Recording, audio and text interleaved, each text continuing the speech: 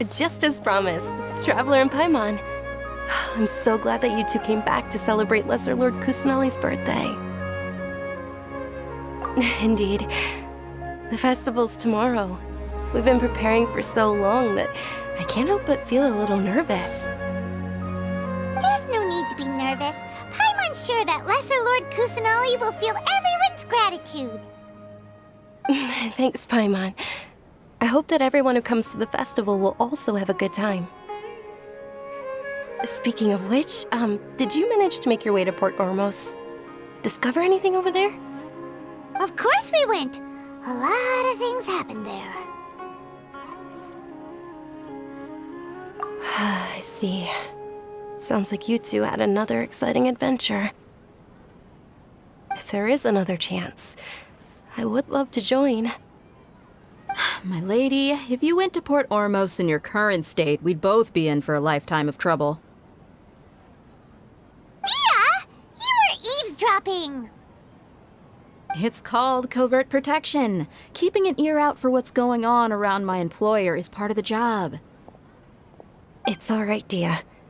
I merely said I would like to go. I know better than to think my body could handle it. The festival's tomorrow. I've been doing nothing but causing trouble for you. So Dia, please take some time to relax. I'll be fine. Even when you put it that way, it still doesn't feel right. Don't worry, my guardian knight. Okay, fine, but only tonight. Tomorrow's a big day, and many no-good scumbags are gonna try to take advantage of that.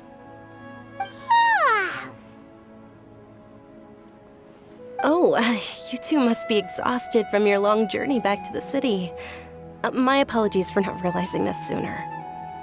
I've already prepared a room for you to rest. Please follow me.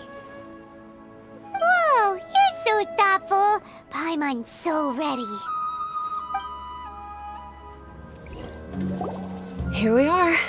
It's also fairly close to where I've been staying. It looks really nice.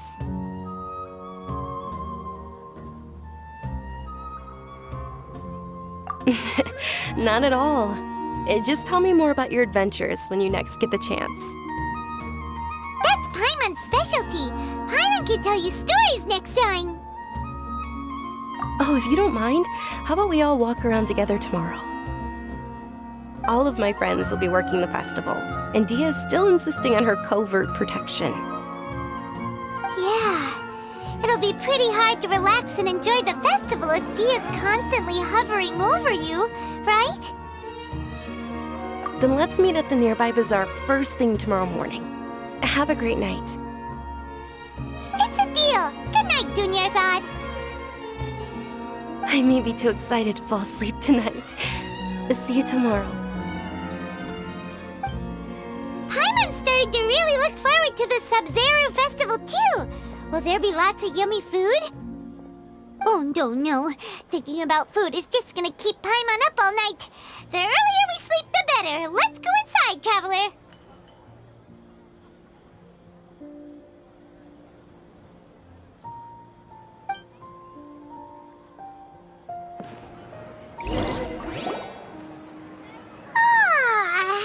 Did we oversleep? We should go meet Dunyarzad right away.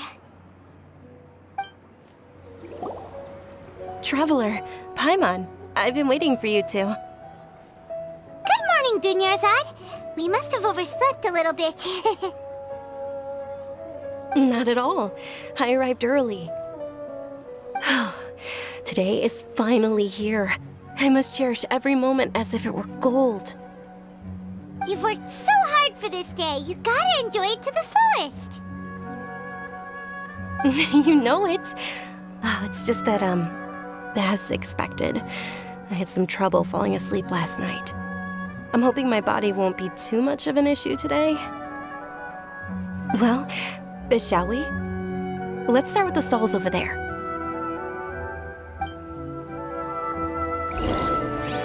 Many vendors came out of the blue to support the event, and they insisted on covering costs themselves. Let's go give them some business. They paid for everything out of pocket? Oh, sounds like they're not in this just for the Mora. They all said that contributing to a lively festival atmosphere is more important than money. Especially since we don't often get to celebrate Lesser Lord Kusanali's birthday. Ooh, they're selling food over that way! What? This is a stall offering foods from the Haft Mewa feast. Oh, you could tell straight away. I thought most people nowadays wouldn't know. Mushrooms, flowers, and all kind of fruit?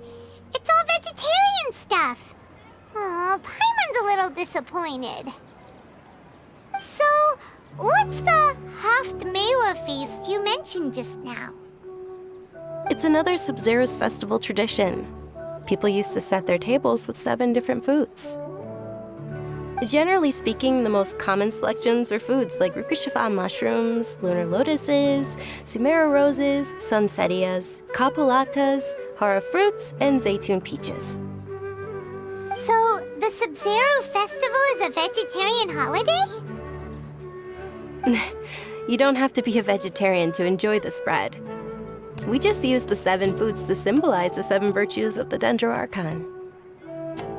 Wait, but if that's the case, if Sumeru uses vegetarian food to represent the Dendro Archon, then wouldn't the Pyro Archon's festival be full of food like roasted fowl, juicy meatballs, grilled steak?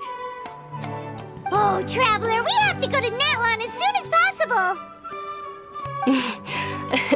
I hope your wish comes true one day, Paimon. Thanks! Alright, how about we also check out some of these other stalls?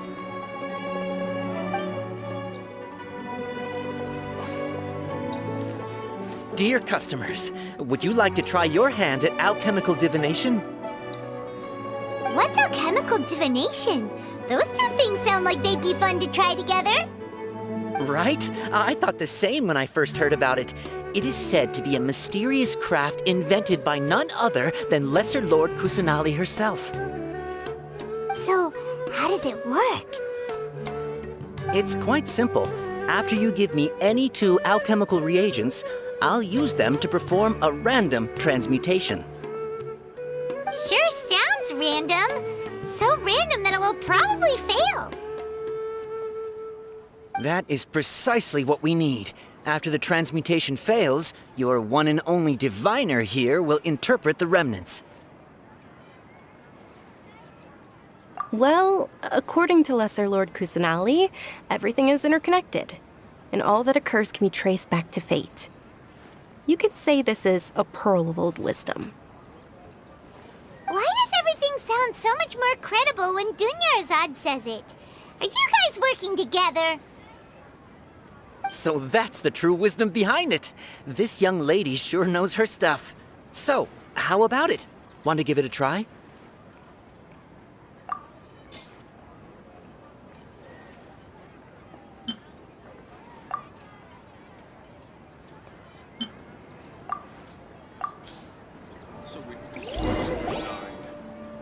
Okay, one moment. It's the moon. Paimon wants to take a look too! Is it? It looks more like a pie that Paimon bit into. Generally speaking, the moon signifies... It means... Wait a moment. Is he really looking it up in a book? Oh, I remember now. It means illusions and lies. Illusions and lies? That sounds rather ominous. Yes, but this book says that if you trust your intuition and overcome your fears, the sun will surely rise. He's not even trying to hide his book anymore. Naturally, fate will only ever show you the beginning of a journey. It is up to you to forge your own ending. Oh, thank you so much. I'll keep that in mind. Oh, it's nothing. I'm just learning as I go. Guess that was still pretty interesting. Okay, on to the next stall. They say the Sabzeruz Festival was very lively a long, long time ago. Large flower carriages used to parade through the city. As they headed towards Port Ormos, people would throw flowers, candy, and liquor all along the way. Dunyarzad's eyes are sparkling right now. I wish I could have seen that spectacle. But if you ask me, I'm sure Nilu's Dance of Sabzeruz would be just as impressive.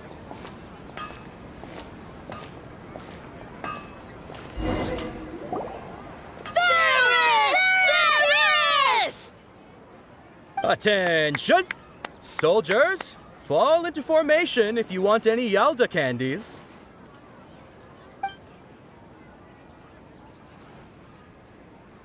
It's a weird guy with a weird hat.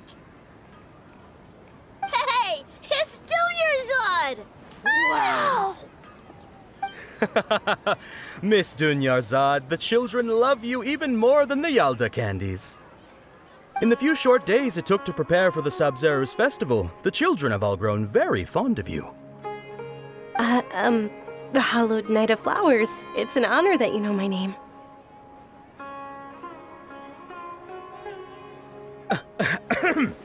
Attention!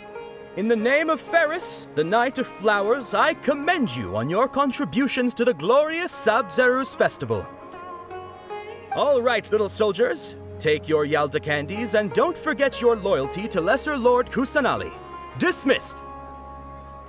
Yes, Knight Ferris! Just what is going on here? Ferris, the Night of Flowers, is another Sabzeruz Festival icon, and one immensely popular with children. In the past, the actor portraying Ferris would also sit on a flower carriage. It's all thanks to Miss Dunyarzad's sponsorship that the children can make such wonderful memories today. As are we to you, Vihar. Oh, not at all. Oh, speaking of tradition, do you want some Yalda candies? They're a festival staple, and I happen to have some boxes readied here. Take a look and pick whichever one you want. Whichever one, don't these boxes all look the same? That is the fun part. Each box contains a random flavor. It's up to the luck of the draw. Flavors include lavender melon, hara fruit, sunsetia. Ooh, those all sound pretty good. And there's also lizard tail and oni kabuto. Huh? What's up with those two flavors? Oni Kabuto is a little spicier than Lizard Tail. Dunyarzad, you tried them before? Traveler, help Paimon pick one. Paimon wants the Sunsetia flavor. It's all right. Paimon believes in you. I also believe in your intuition. Great! These boxes of candy are numbered 1 to 5 from left to right. Which one do you want?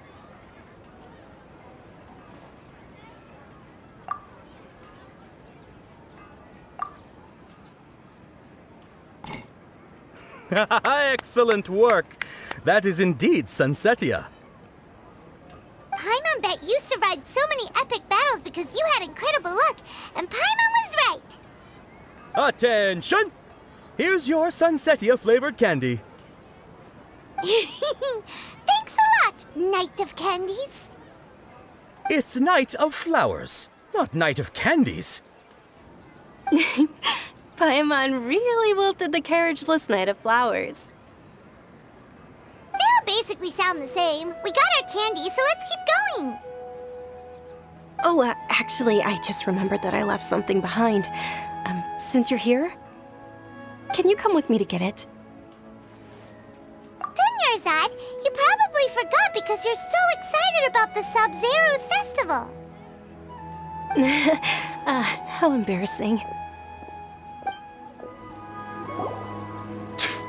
We're too late. Who knew the little lady was such an early riser? I know, right? Hey, wait a minute. Boss, isn't that her? Oh, that most certainly is. We're in luck. She's walking right into our clutches.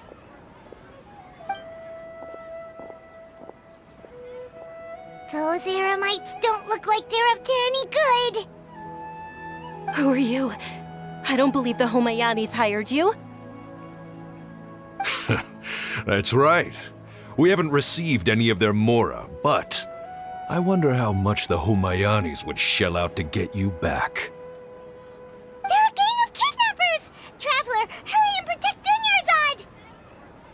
Hey, did you scumbags even consider that the Homayanis might have hired a merc that outclasses you? You're... Dia! Dia the Flame Main!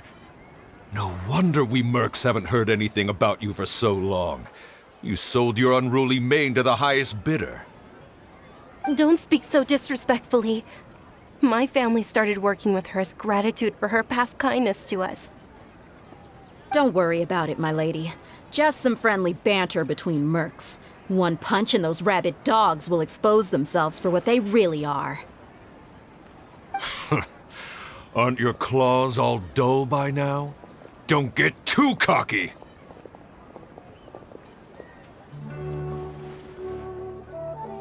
Traveler, take Miss Dunyarzad to a safe location. No, we're gonna stay and help. There's too many of them. You're right. All right, fine. Please be careful, Dia. Don't waste your time worrying about me. This is my job. Look out for yourself. After I've wiped the floor with them, I'll go find you all.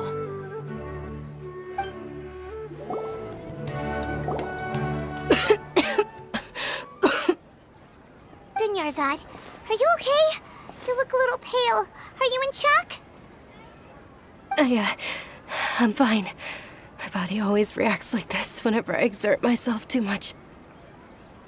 You sure you're okay? I'll be fine after some rest. I'm more worried about Dia. After all, none of this would have happened if I hadn't insisted on coming out today. Yeah, don't worry.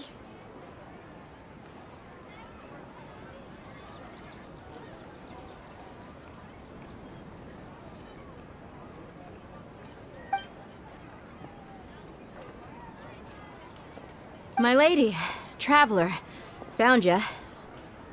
Dia! You took care of them so fast! Any more of them? Or rather, did anyone follow you? Dia, your arm! Oh, this? I'm fine. It's just a scratch.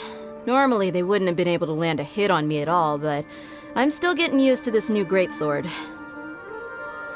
Please, let me take a closer look. Come on, it's nothing. Us mercs aren't as fragile as you think.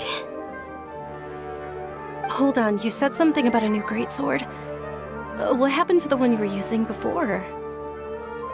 About that. Well, I sold it, because I was low on mora. Stuff like this happens every now and then. It can't be. The anonymous donation that was used for the venue's final round of preparations?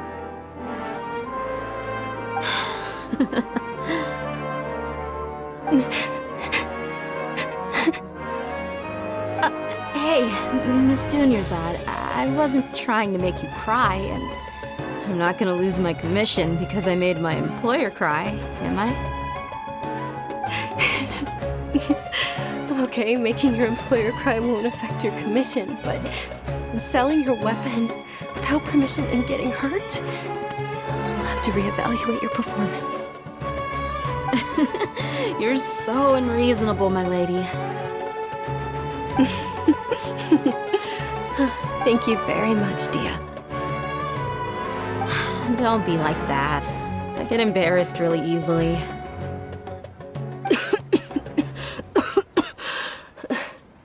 Are you feeling unwell again, Dunyarzad? My lady, your condition. Traveler, can you take her somewhere to rest? I'll look around the area to make sure we're safe from an ambush. Truly, I'm sorry for the trouble, everyone.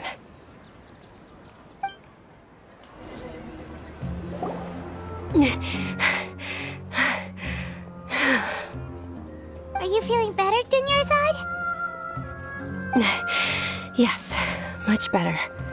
Just give me a few moments and I'll be good to go. I didn't realize you were concerned about it. I guess I shouldn't continue to keep it a secret.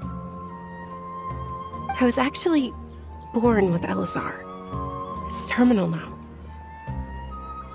Can't believe it's Elazar! Oh, you've already heard of Elazar. In that case, you probably know about its severity. Sumeru's current medical advancements still haven't been able to find a cure.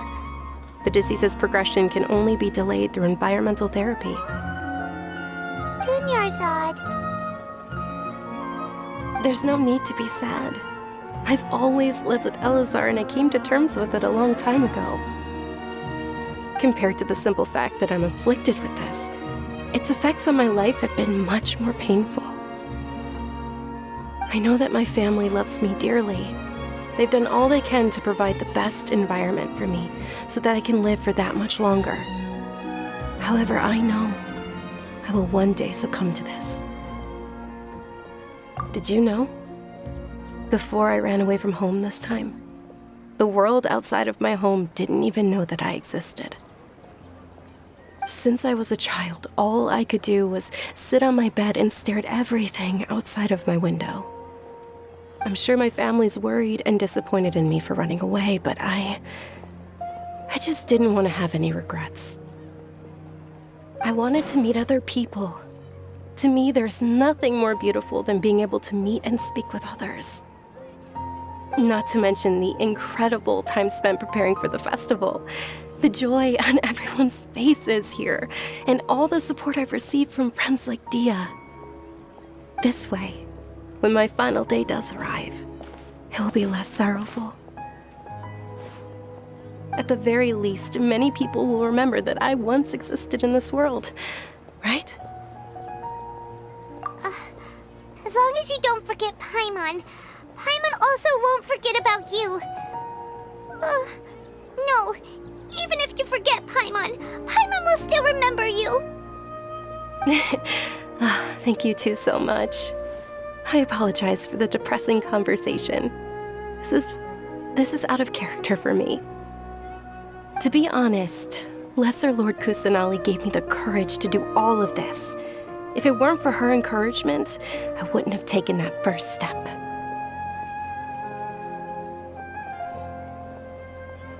Thanks. There will always be frustrations in life, but I know that the point of living is not to leave behind any regrets. Oh, right! Isn't it almost time? Huh? Almost time for what? Isn't the Dance of Sabzeruz about to begin? It's the part of the festival that I've been looking forward to the most. Nilou will recreate that legendary scene with her most splendid dancing. And the Sabzeruz Festival will conclude amid everyone's applause and blessings. And with that, my wish will also... Then what are we waiting for? Let's go to the stage! Yeah, we should still make it in time.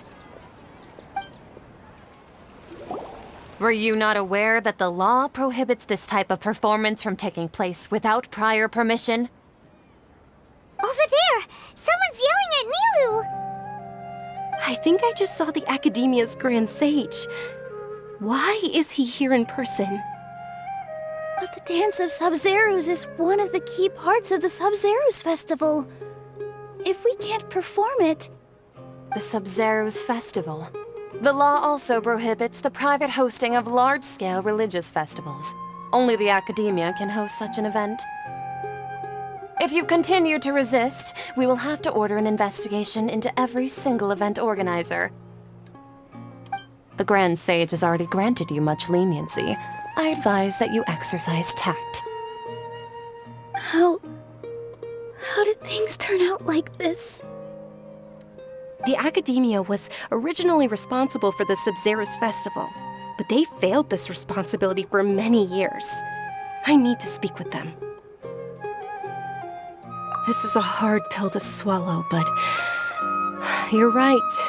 Things would only get worse. Art, dance. Aren't you ashamed of pursuing such frivolous and meaningless activities in this land of knowledge and reason? Our Archon created the utopia that is Sumeru City for all scholars who sought validity, verity, and truth, while people like you wish to defile it. No.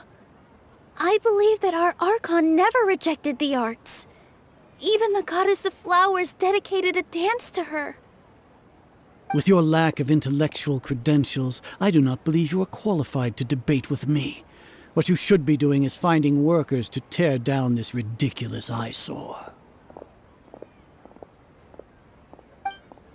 When we return, have the scribe draft an ordinance before the next Nyargarbaha Day that prohibits public art performances.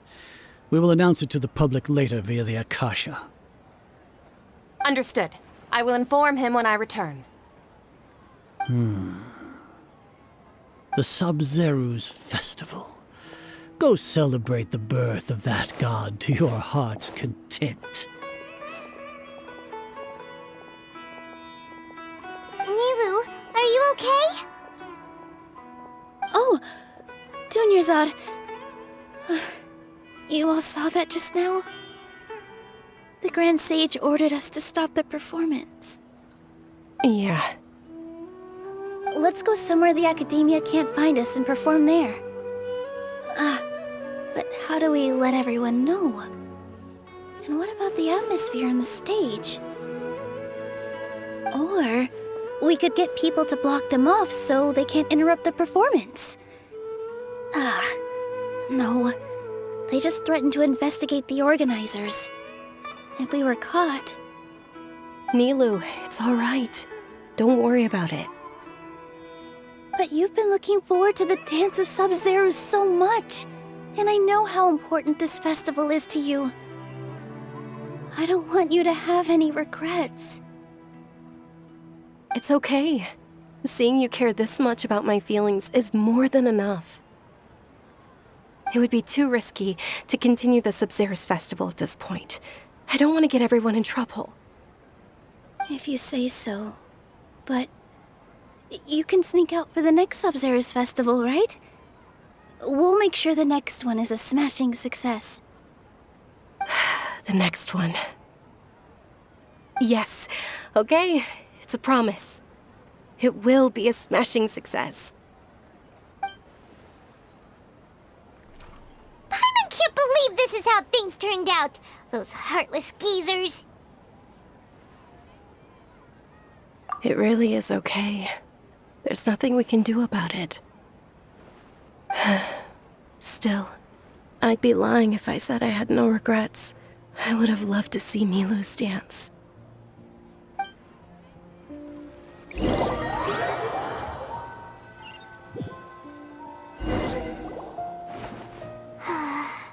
A lot happened today. It's a shame the festival ended the way it did. Nilu and Dunyarzad promised to make the next Sabzeruz Festival a success, but Dunyarzad is running out of time. Yeah.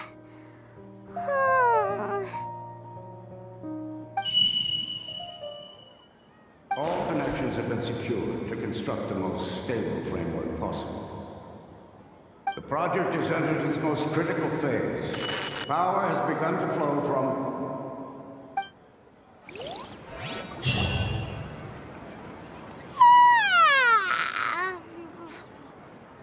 Oh, we're gonna be late! It's all because you wouldn't get out of bed!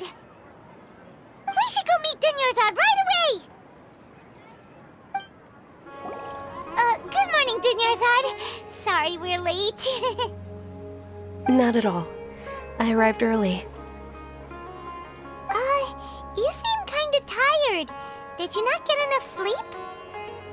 I'm doing well. There's no need to worry. Shall we go? Let's start with the stalls over there. Sure! Traveler? Why are you just standing there? Let's get going!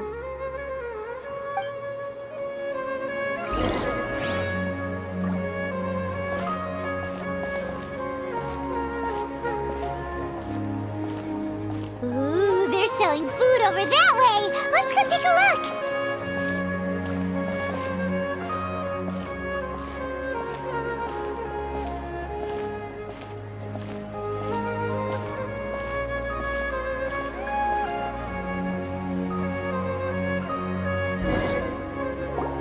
This is a stall offering foods from the Haftmewa feast. You are quite well informed, miss. I thought most people nowadays wouldn't know. They're all plants! Oh, Paimon's a little disappointed. Actually, what is the Haftmewa feast you mentioned just now? It's one of the Sabzeruz Festival's traditions. People used to set their tables with 7 different foods to symbolize the 7 virtues of the Dendroarchon. Remnants appear to be in the form of the moon. Really? Paimon thought it looked like some kind of food. The moon signifies... It's escaping me for now.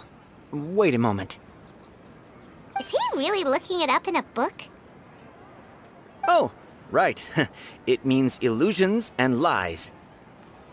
But if you trust your intuition and overcome your fears, the sun will surely rise. Understood. I'll keep that in mind. Oh, it's nothing. I'm just learning as I go. Guess that was still pretty interesting. Okay, on to the next stall.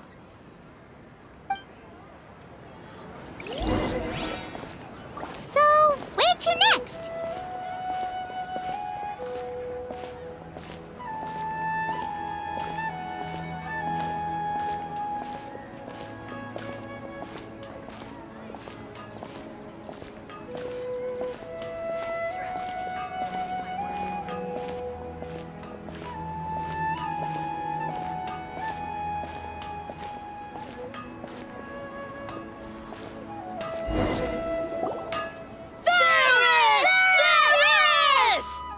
All right, soldiers. Now that you have your Yalda candies, don't forget your loyalty to Lesser Lord Kusanali.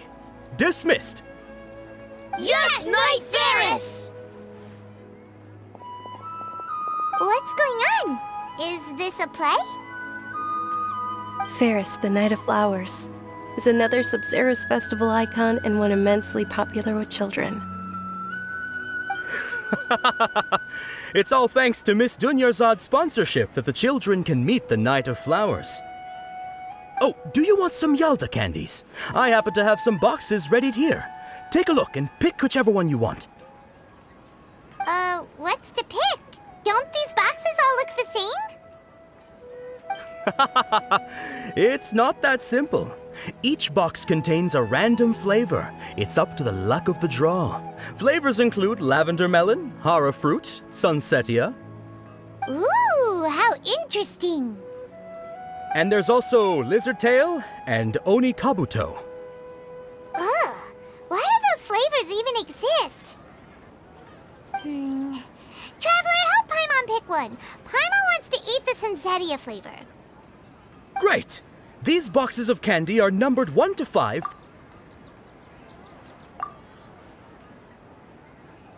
Ah, excellently chosen. Number 4 is indeed sunsetia.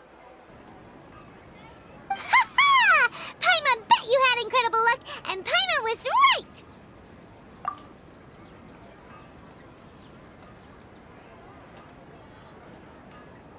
Huh? How's that possible? It's obviously random. Maybe we didn't sleep very well last night. Or maybe we slept too much.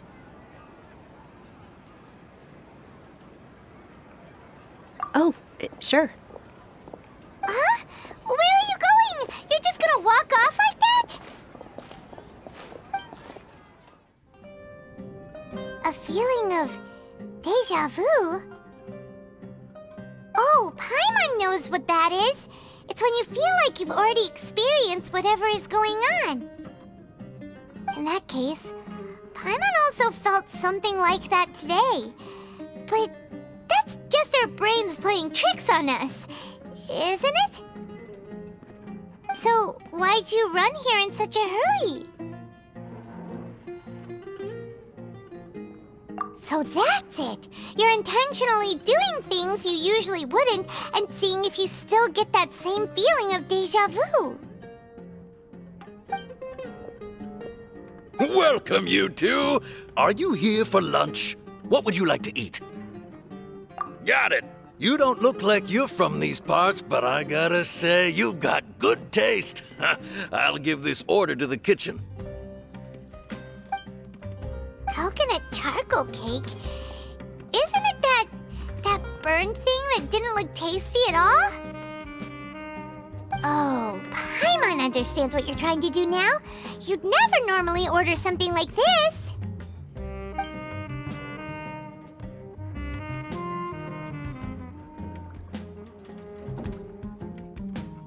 That thing? Are you really gonna eat it?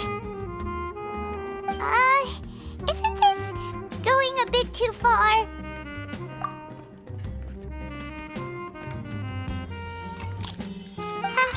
How was it? The look on your face is telling Paimon that it tasted awful. Then, you mean...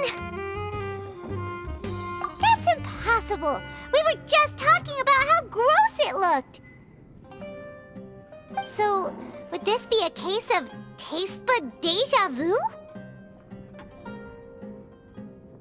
Paimon also gets the impression that we've been here many times, even though we aren't regulars. How about we go out again and try something else?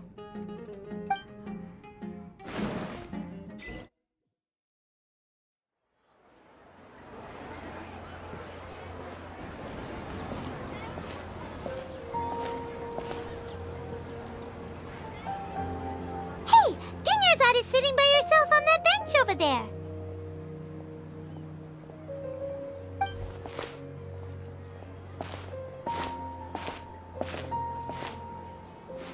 What a coincidence, Dunyarzad. We meet again. Why are you sitting here all by yourself? Oh, I ran into some kidnappers just now, but thankfully Dia came to my rescue. I started to feel unwell after that, so I sat down here. Kidnappers? Oh my goodness, are you hurt? I'm okay. Dia's arm got scratched, but it isn't serious. Whew, that's a big relief. But, Dunyarzad, you seem a little down today. It's the Sabzeruz Festival, and you've been looking forward to it so much. Not at all. I've always been like this. Excessive physical exertion or strong emotions tend to aggravate my illness. Besides, no matter how amazing today may be, it is but a single day. After however many more days, my time will come to an end.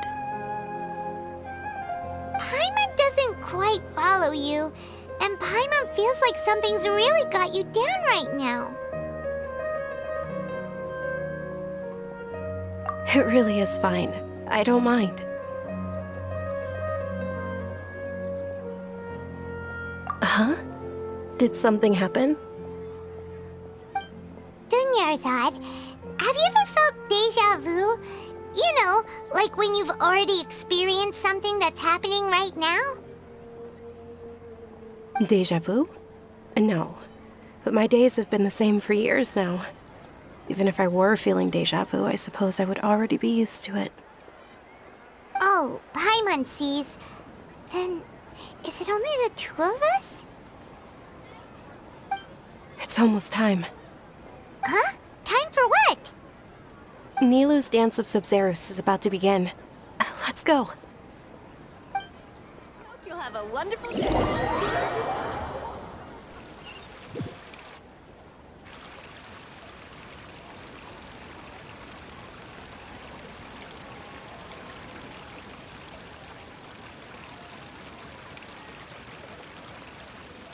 With your lack of intellectual credentials, I do not believe you are qualified to debate with me. What you should be doing is finding workers to tear down this ridiculous eyesore. When we return, have the scribe draft an ordinance before the next Nyagarbaha Day that prohibits public art performances. We will publicly announce it later through the Akasha. Understood. I will inform him when I return. The Sabzeruz Festival. Go celebrate the birth of that god to your heart's content.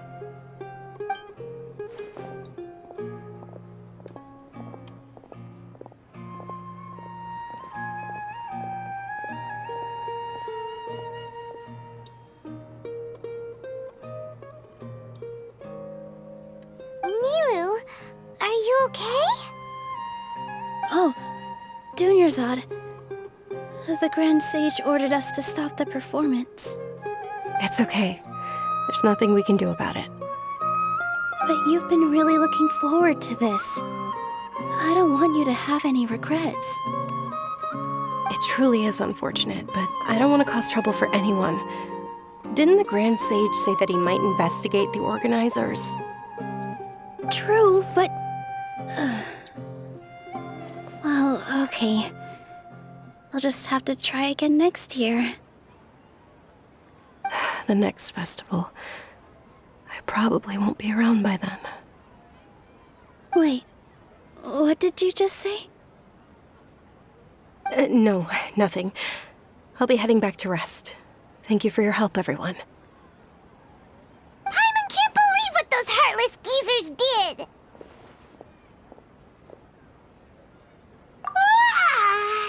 Did Dunyarzad already go back? We should also return and get some sleep. So,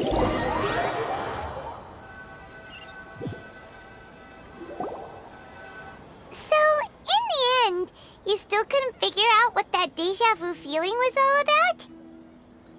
Maybe it really was because of exhaustion. Same here. That's why Paimon stopped thinking about it halfway through the day. Then, how about we settle in and get a good night's sleep? For now, we can chalk things up to exhaustion. We can do more thinking tomorrow. Observing a modest drop in the output of jnana energy, but values still remain within normal parameters. Continue to monitor for variances in the data and find the cause as soon as possible.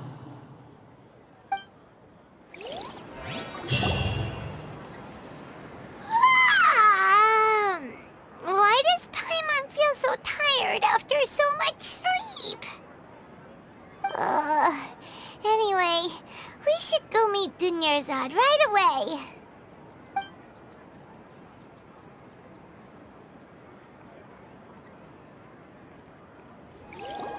Good morning, Dunyarzad. Sorry to keep you waiting. Not at all. I arrived early. Huh? Paimon thinks you sound kinda tired. Did you not get enough sleep? I'm doing well. There's no need to worry. Shall we go? Let's start with the stalls over there. Great idea! Let's get going! Traveler? Hey.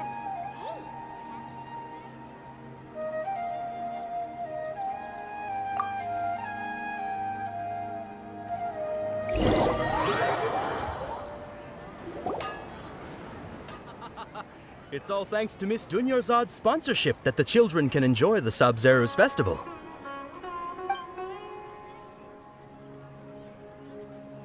Oh, are you interested in Yalda candies? I have some boxes of candy here. Pick whichever one you want. Not much of a choice. All these boxes look the same. It's not that simple. Each box contains a random flavor. It's up to the luck of the draw. Flavors include lavender melon, hara fruit, sunsetia. They all sound pretty tasty. And there's also lizard tail and oni kabuto. Huh? What were those last two? She'll help me choose. Paimon wants to eat the sunsetia flavor. No problem. These boxes of candy are numbered 1 to 5 from left to right. Which one do you want? Oh, I like your confidence. No hesitation at all. Oh, congratulations! Number 4 is indeed Sunsetia.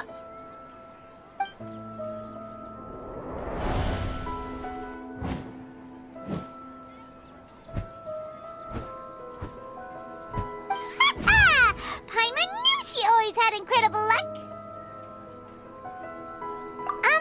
Paimon's not really interested in the other flavors. Wait. How did you know? Don't tell me that you already knew which flavor was in each box. What? She was right about all of them? That couldn't have been luck. How is this possible? I packed all those boxes this morning and they've been sealed ever since. You couldn't have known beforehand. Mind reading? X-ray vision? Or some kind of magic trick? This is way too freaky. Tell us what's going on! Since when did you get superpowers? Traveler?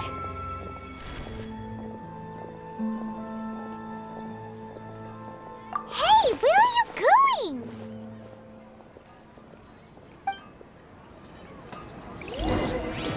What's going on? Did you see something? Us leaving Dunyarzad without letting her know is kinda rude, you know.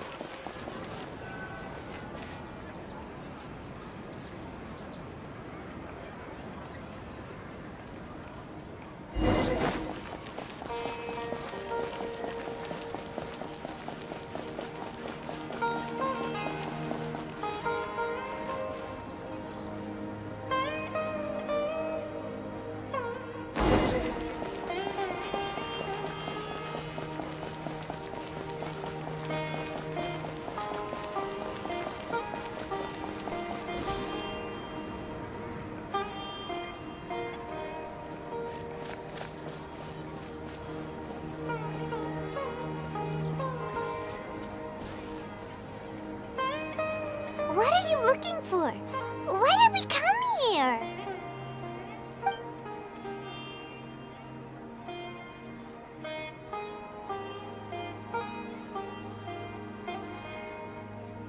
Traveler?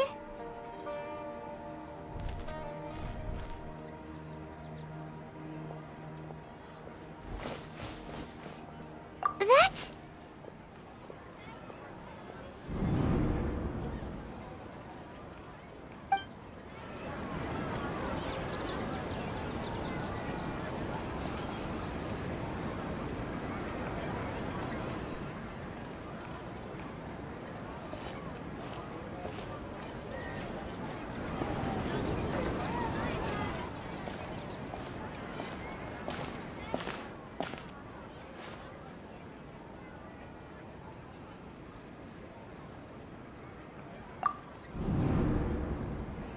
Look! That's... Isn't that Dunyarzad? What's happening here? Why are there 2 Dunyarzads? You already know that this isn't your first Sabzeruz Festival, don't you? I'm sure you already know how to use this. A knowledge capsule? Where did you get it? What's inside? You should use it too, Paimon. You know Paimon? Well, this seems kinda sketchy, but Paimon feels like this is what we should do.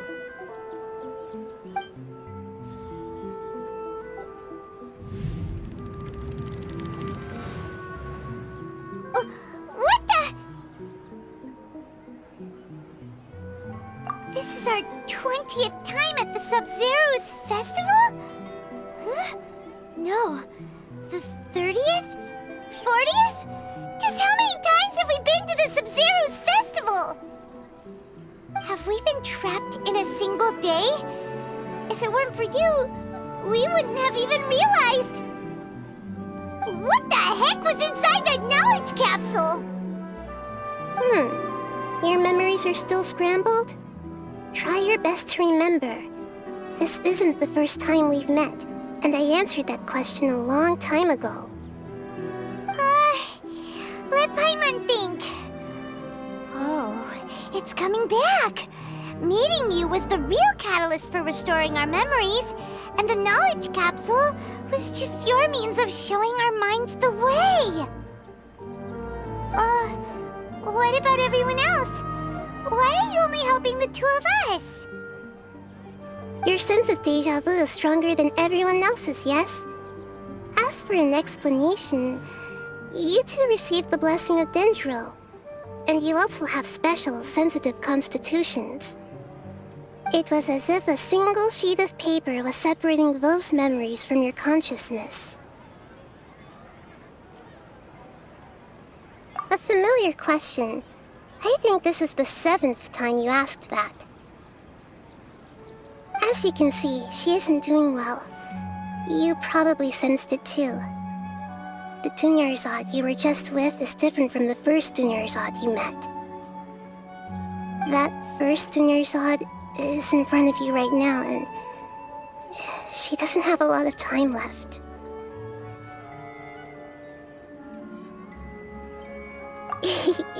Looks like you're almost done sorting out your brain. Oh yeah, I'm Nahida.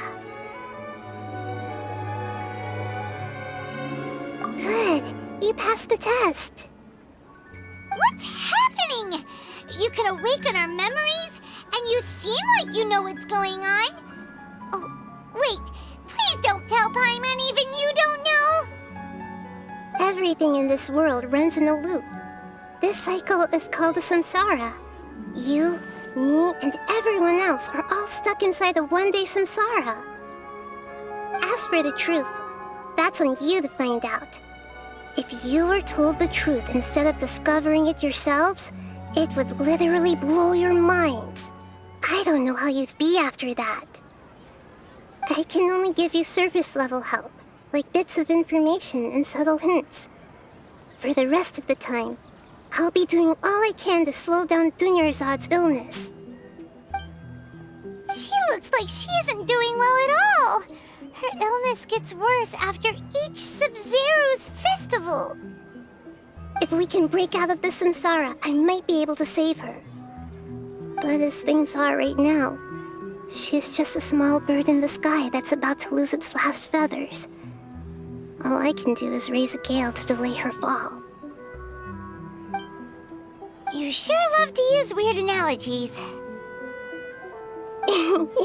Analogies are wonderful tools. They let you use existing knowledge to understand unfamiliar things. Okay, so, with what you know so far, what do you think the truth is?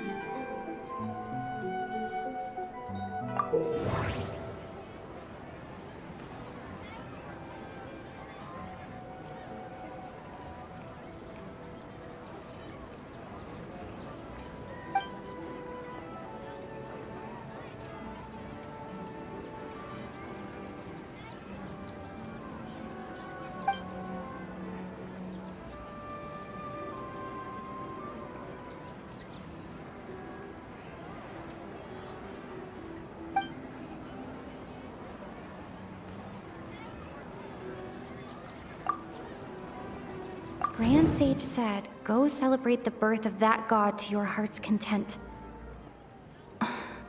Did he mean something more? My mind feels exhausted, even though I haven't done too much thinking. What is going on? We've already experienced the Sabzeruz Festival many times. And the day of the festival seems to be in a perpetual samsara. What's happening right now seems to have happened before. This feeling has been getting stronger and stronger. The moon, illusions, and lies. What do they all mean?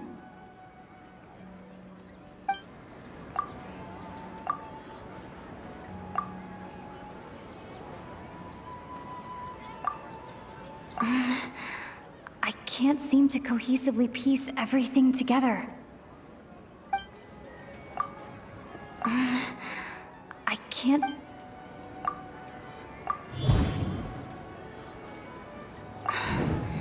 That should be it. The flow of time is endlessly cycling within one single day.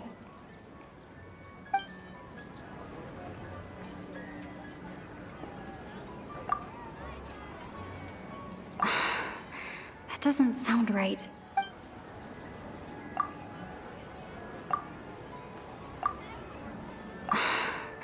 That doesn't sound right. I need to carefully think things through.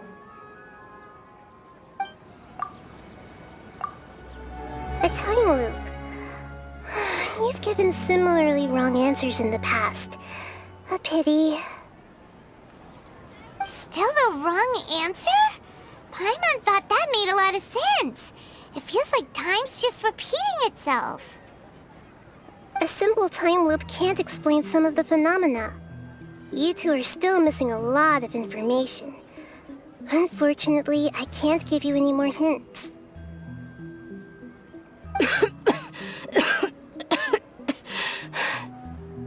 Dunyarzad! The Sabzeruz Festival is happening every day, but that doesn't mean we can waste an infinite amount of them. Hurry and find the truth before today's festival ends.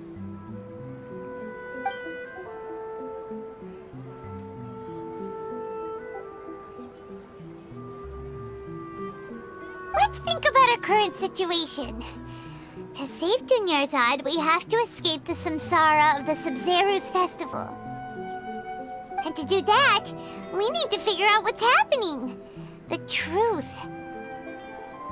Nahida rejected the idea of a time loop, so we must have missed something, right? Paimon's memories say that we've already done this many times, but let's go talk to people again. It's more productive than sitting here and scratching our heads. Why don't we start with those stall owners? Hey there! Hey, it's you guys again.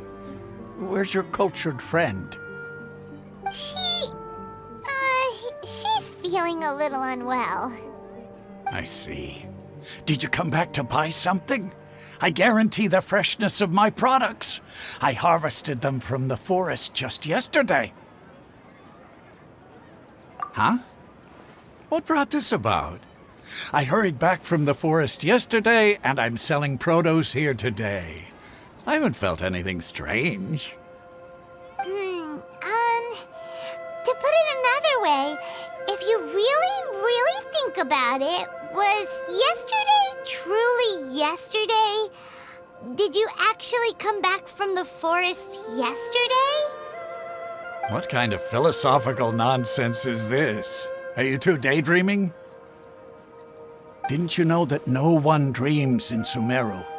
Go somewhere else if you want to find someone to daydream with. He actually has a point. Is this a dream? Is everyone dreaming? True. It's so weird that people here don't dream. Why is that? Anyway, if this all really were just a dream, we would have woken up a long time ago. Let's keep asking around. Oh, it's you two. Was my divination so accurate that you felt compelled to compliment me in person? Ooh, I knew it! I told you, the god's divination is highly accurate. You just hadn't fully understood its significance yet. You're really excited about this, huh? That's exactly why we came back. Help us better understand it. Help you better understand it? Well, that isn't exactly what I excel at. So, you're admitting that you don't have a clue? Anyway, what kind of situation did you get into? Huh? Hold on a second. I thought you guys just lost your wallet or fell for a scam. What you just said, are you serious? Does that kind of thing actually happen in real life? Paimon knew you weren't going to believe it. Marvelous. Truly marvelous. I believe you. Recall the interpretation of your divination. The moon, illusions, and lies. It really felt like an omen. When you say it like that, the divination does sound like it's related to what's going on. Can you read any more into it? I believe that the Archon's revelations are never more than vague hints. Anything more specific is beyond the reach of mere mortals. The book only says, if you trust your instincts and overcome your fears, the sun will surely rise. So that's how it is. Looks like fortune-telling is just fortune-telling. It's no good for practical problems. We haven't made any progress. Who else can we talk to? Paimon remembers that we tried talking to her a couple of times, but she always thinks we're playing pranks on her. You think she'll brush us off again? Yeah, if we tap into Dia's strong sense of responsibility as a mercenary, then she'll definitely take us seriously. At this time of day, Dia's probably just finished beating up those kidnappers. Let's go find her. I'm fine, my lady. It's just a scratch. Perfect timing. Both of you are here. Paimon, Traveler, you came at just the right time. Listen, there was a dangerous Huh? You saw? Then why didn't you jump in earlier? If someone was protecting Miss Dunyarzad, I could've went all out. Anyway, can you do something for me? You want the Traveler to take Dunyarzad somewhere to rest up while you check to see if there's still any kidnappers around. Did Paimon get that right? How did you know what I was going to say? We need to say something convincing.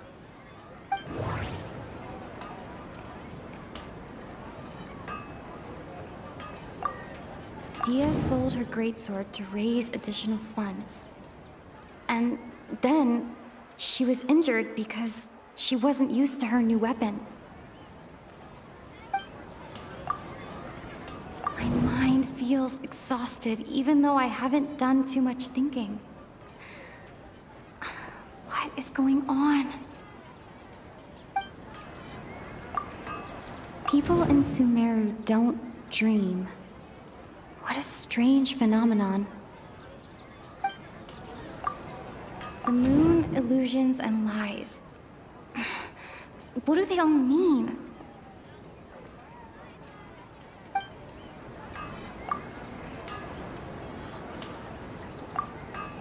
Tell her, Traveler!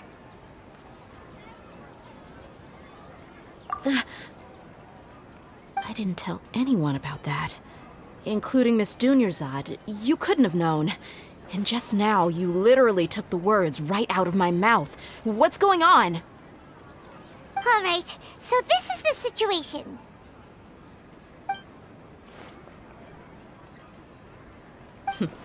It's kinda hard to believe what you just told me. First, let me make something clear. Most of us desert dwellers might not be the scholarly type, but we do have basic common sense. She's quieter than usual. Uninterested in anything and really gloomy.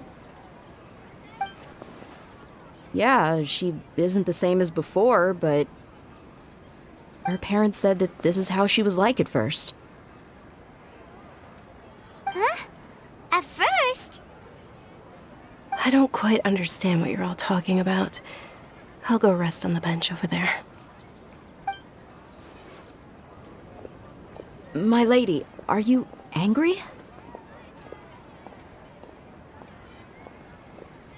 All right, I'll give you the benefit of the doubt since you knew about my greatsword.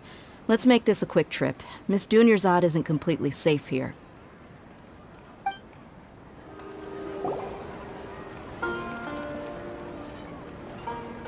Nahida! We brought a friend! Are you busy? I thought I told you that it won't help to bring anyone here. We just wanted her to see the real Dunyarzad's condition. The real Dunyarzad? Where and who are you talking to? Huh? I told you that you two are special. Other people can't see me or Miss Dunyarzad here.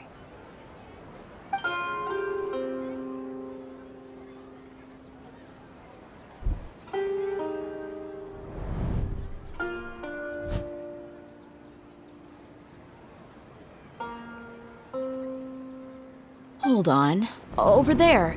Is that? Wow.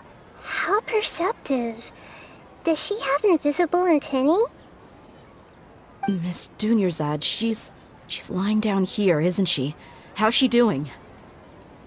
Her condition's really bad, and she's basically in a coma. How did you know she was here? I can sense her aura.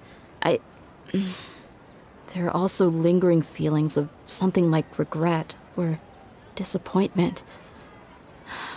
What happened? Do you believe us now? The Sabzeruz Festival has been repeating itself.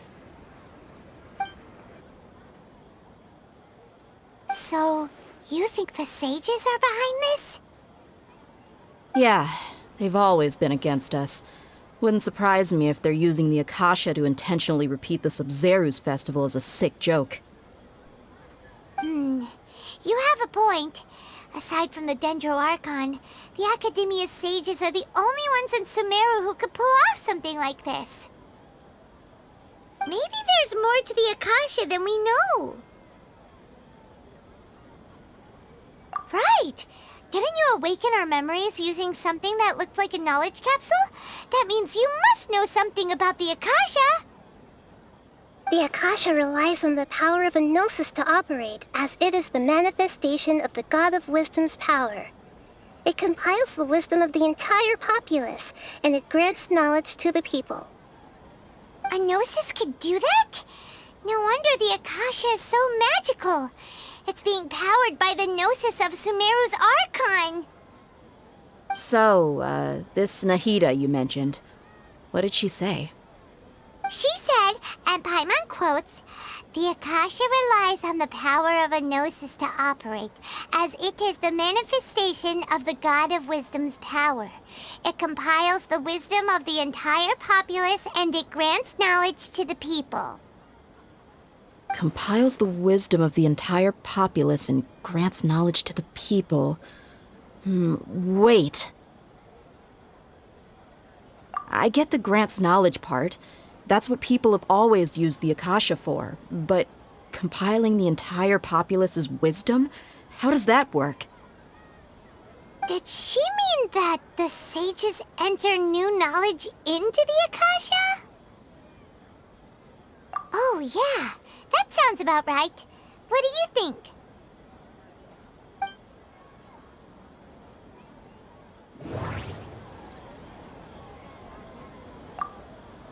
Okay, Nahida said, the Akasha relies on the power of a gnosis to operate, as it is the manifestation of the God of Wisdom's power.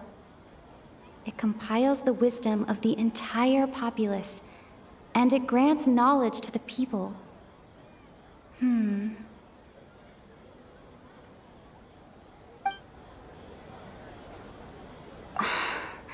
That doesn't sound right.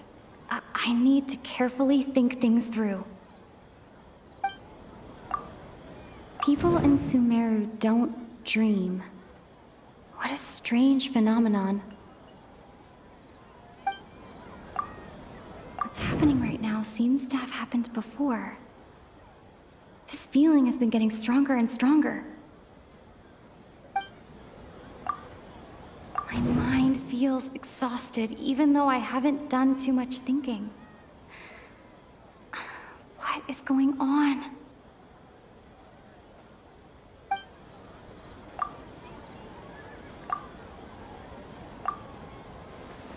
You mean the Akasha is causing our mental fatigue? Huh. Now that I think about it, my head's been feeling unusually heavy. When the desert dwellers set off on their quest for knowledge, a sage once said, knowledge always comes at a price. Compiling the entire country's knowledge. You think the Akasha pulled a 180 and is extracting information from us? Who knows? The Akasha can put knowledge into our heads, so who's to say that it can't also poke around in there? We don't know any specifics. What's the point of doing something like that? Just think about it. If you could combine the knowledge of every single person in Sumeru, then you can basically turn Sumeru City into a single massive brain. This hive mind could make breakthroughs in problems that even the smartest geniuses can't crack. An excellent deduction. And the analogy comparing Sumeru City to a massive brain? I love it. In that case, we should take off our Akasha terminals right away. Maybe that'll solve this problem. Yeah, I was only wearing this for show in the first place. Didn't expect the sages to cook up such a conspiracy. Mark my words, when this is over, I'm getting evidence and exposing this whole thing to the public.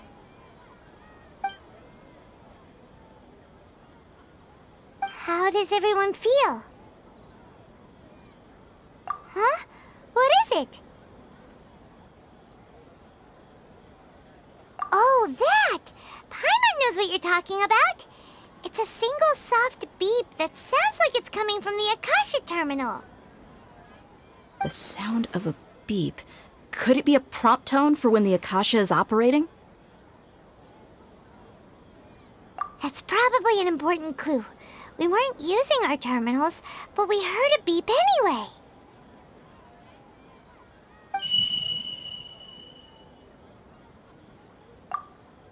Traveler, did you hear that?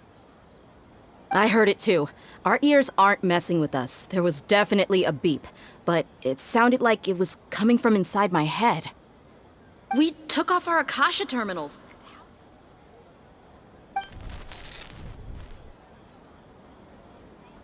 Phase runtime has exceeded its expected length. At this rate, there may be casualties. But we cannot lose all of our progress.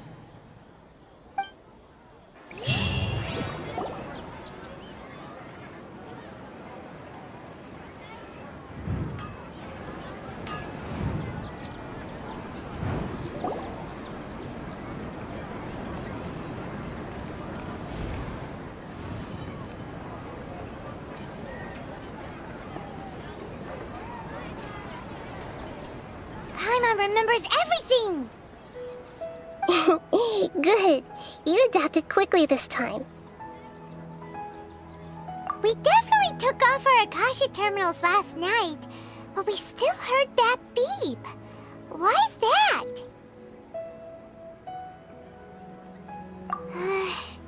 But now we can at least confirm one thing. The Akasha definitely has something to do with whatever's trapping us in this cycle. Oh, Paimon doesn't get it. Why would the Akasha go this far if all it wants is everybody's wisdom? It's extremely difficult for lab rats in an experiment to understand why they're being treated the way they are. If we're lab rats, then what are you? Nahida, you've never told us anything about yourself. I guess I'm the moon. The moon? Wasn't that the result of our divination? Anyway, knowing who I am won't help you get closer to the truth, so you should focus on other things. Don't get distracted and miss any clues. Okay then. Dia helped us a lot yesterday, so let's go find her. If Paimon's reading the time correctly, those kidnappers should be showing up soon.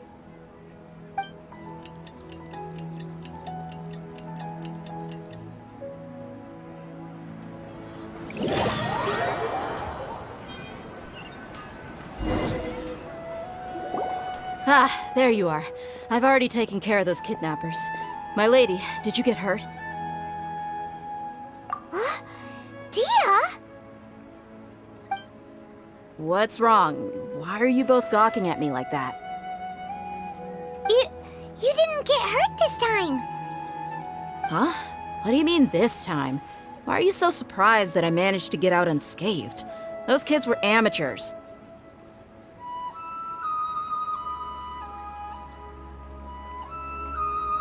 Shh! How did you know about my greatsword? I haven't told anyone about it. Please, don't tell Miss Dunyarzad. So Dia's lost her memories after all. Anything strange? You already know that I got a new greatsword. If I had to say something, it's weird how such a new weapon could feel so familiar. It's as if I've already used it to fight a countless number of battles. You're saying that although you don't remember using it, your body feels like it does? That's right. Both mercenaries and warriors heavily rely on muscle memory. Only knowing the theory of battle won't get you anywhere. Traveler, what do you think?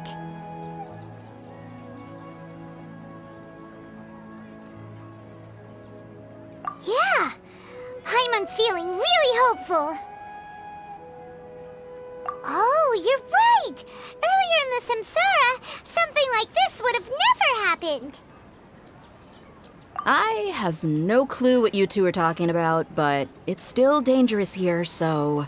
So you want us to take Dunyarzad somewhere else to rest while you check if there are still more kidnappers around, right? How did you know what I was gonna say? Can you read minds? Forget it. Go and do your thing.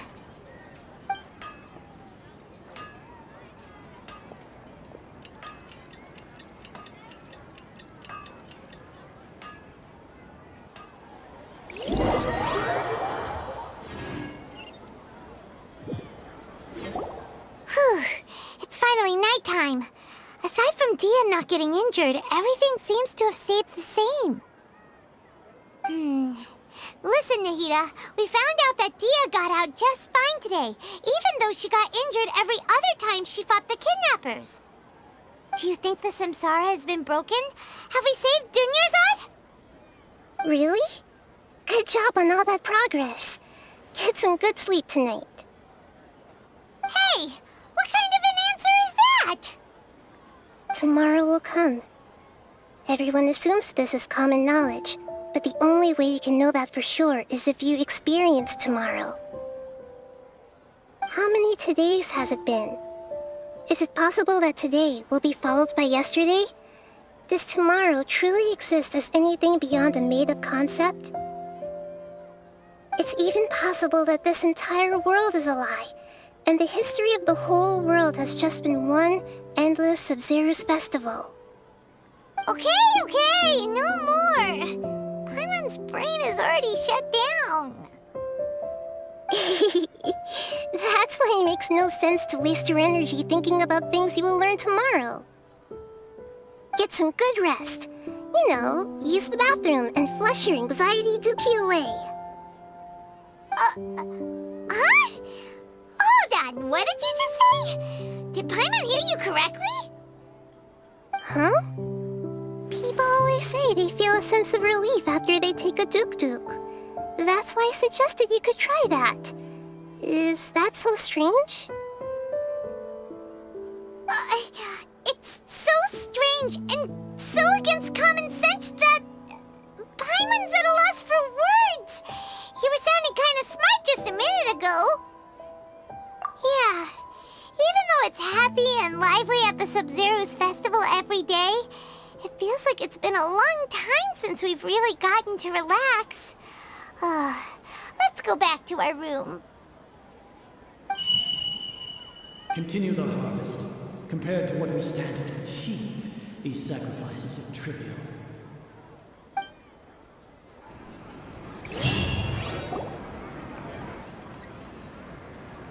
We're still in the same day! Nahida, you already knew last night that we didn't break out of the Samsara? Why did you tell us? Would there have been a point? You would have spent the night with new worries, with tomorrow still out of reach. In that case, you might as well rest within that brief moment of hope. An opportunity like that doesn't come by often, and I thought it might help you clear your minds. Paimon thought the Duke did that! Whatever. Guess you were looking out for us after all. Of course. In the time we've been together, you two have been everything to me. Paimon's flattered and everything, but maybe you're taking things a little fast. What I mean is, even though I had asked you to solve this puzzle, you two are still the only ones who can see me and sense my presence. In other words, if you weren't here, I may as well not exist. That's why you two have been everything to me. Get it? Nahita's talking about confusing stuff again. Anyway, that's enough chit-chat. So, Traveler, did the new clues yesterday help you gain a new understanding of the situation? Huh? Why are you scrapping your previous theory? Oh yeah, you're right! Gosh, how did we not notice that? In a simple time loop, people's physical conditions should also reset. So, what's your new hypothesis?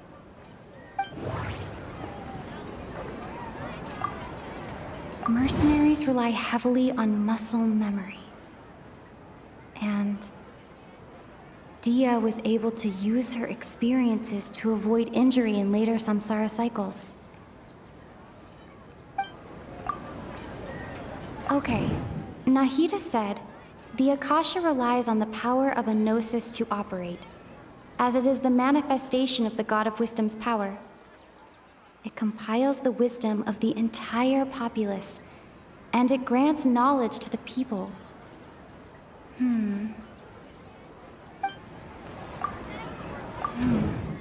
The beep is a prompt tone for Akasha operations. We still hear it every night, even though we removed our Akasha terminals.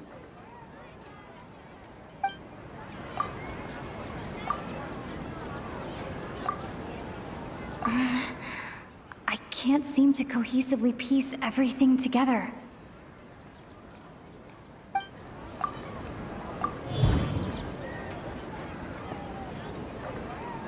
If all our memories of a day are erased at the end of that day, then we would unwittingly relive that same day again and again.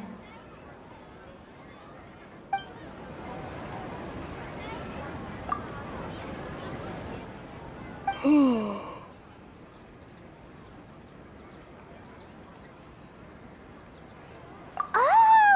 Then the beep we hear every night could just be indicating the deletion of our memories. That's why when we wake up, everyone thinks the Sabzeruz Festival hasn't happened yet. It's already the next day, but everyone still thinks it's the day before. But muscle memory can't be erased. That's why Dia has been getting better at using her greatsword. Now everything makes sense.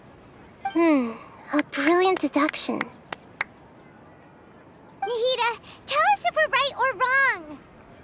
To put it simply, it's as if you've mistaken a pyro crystal fly for a firefly in the night. You lost sight of its true nature because you focused too much on your perception that it glows. That isn't simple at all! Why don't you go talk to Miss Dia again? You might learn something new. Right! She did help us find our latest clue after all. Let's go!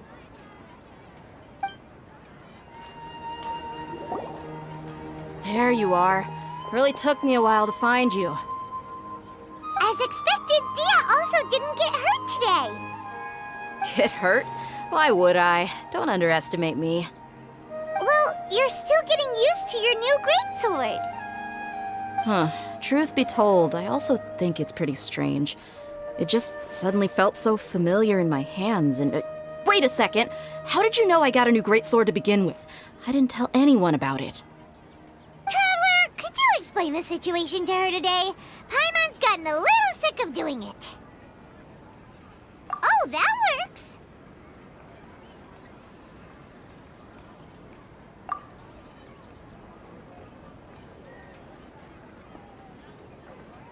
What happened to you guys while I was gone?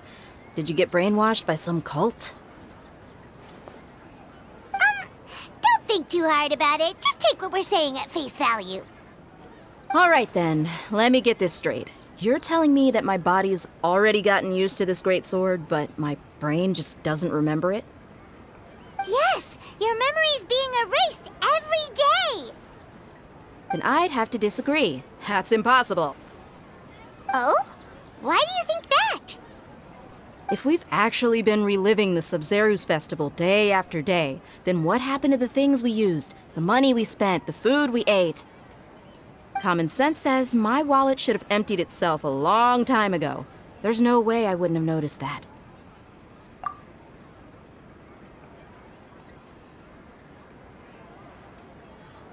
Right! They could use the Akasha to record what everyone did that day, and then use the city's resources to replenish everything! It's not very likely, but it's also not impossible. No, it is impossible. I've got proof. You have proof? Where? You two are surprisingly serious about this nonsensical discussion. Fine, I'll play along for a little longer. Come with me, Miss Dunyarzad. Please come along as well. I still can't guarantee that this area is safe.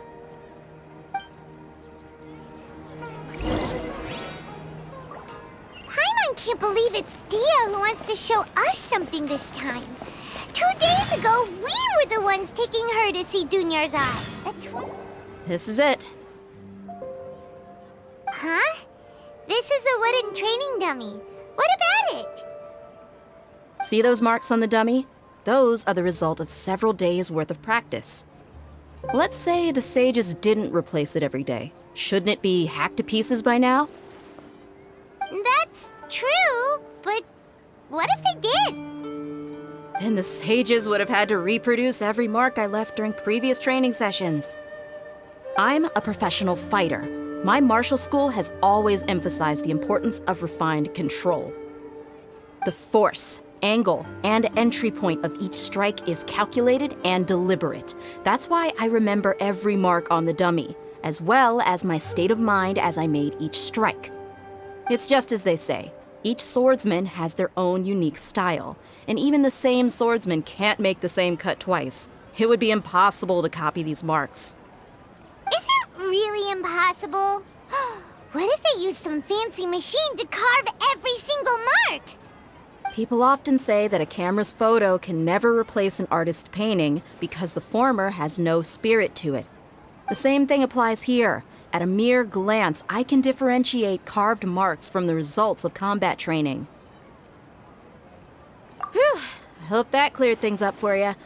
Hey, is this that new brain-exercise game that's been super popular with the scholars lately? It's surprisingly fun. Anyway, it's getting late. I should escort Miss Dunyarzad to Nilu's stage. See you later. Well, back to square one. Is our memory deletion theory also wrong? But at least we've reached some other conclusions in the meantime. Yep, that's true. So, can we think of any new ideas right now? Strange? Paimon feels like everything's been strange lately. Huh? Leaving the city? You're right! It's really strange how we never thought of such a simple solution! Many things should become clear if we can confirm the flow of time outside of the city. Paimon can't believe it! Did we miss this because we're tunnel visioning too hard on our other theories? Or because we're just too tired? How about we go back and ask Nahida? Maybe we've forgotten something about leaving the city. Nahida, we're back! You're back early today. Did you find something new? Sort of. We're mostly sure now that we're not in a time loop. And we also aren't in the real world. But at the same time, we have a new question. Leaving the city. As far as I remember, you've mentioned your plans to do that twice before. We did? But we don't remember anything. What happened after we talked about those plans? What did we say when we got back? Let me think. I don't think you ever actually told me what the outcome was. Oh, it's probably more accurate to say that both times you never came back the whole night. But you two sometimes stay out the entire night anyway, so at the time, I didn't think too much about it. It is true that sometimes we lose track of time during our investigations. Before we know it, it'll already be the next day. But still, neither of us remember anything about leaving town. Really? That's kinda strange. In theory, I should have already awakened all your memories. Yep, something here's definitely fishy. Let's get to the bottom of this tomorrow.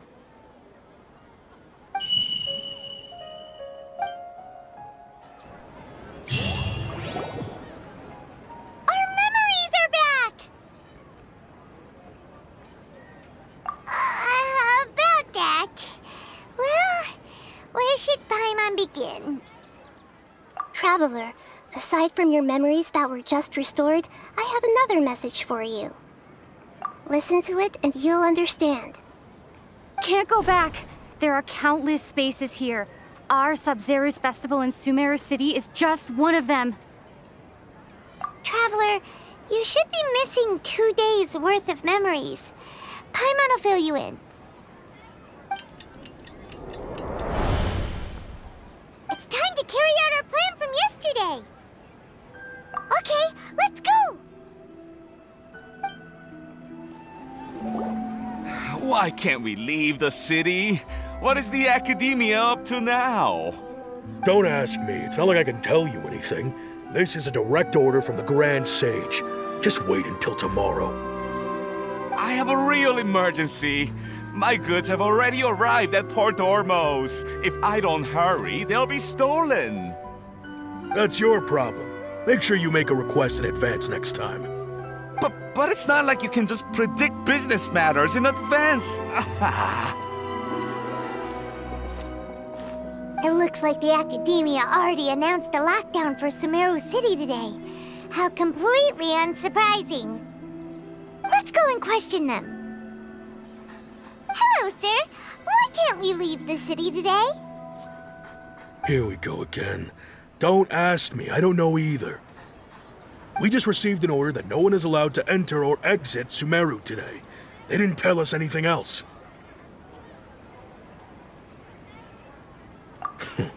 Angering me won't get you anywhere. If I had that kind of insider info, I would have left this stupid post long ago. It looks like he really doesn't know. If we can't get anything out of him, let's take matters into our own hands. Why don't we climb over the walls? Those guards can't be everywhere at once.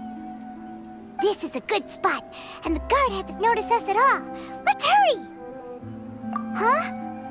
Why? Are you going to leave Paimon behind?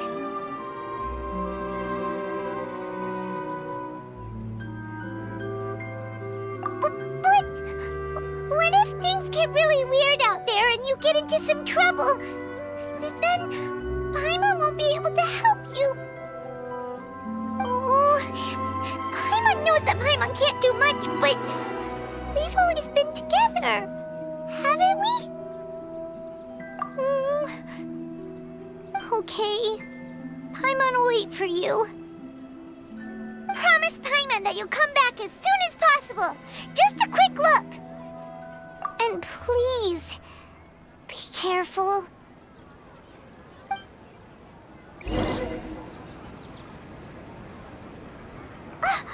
Memories! Traveler!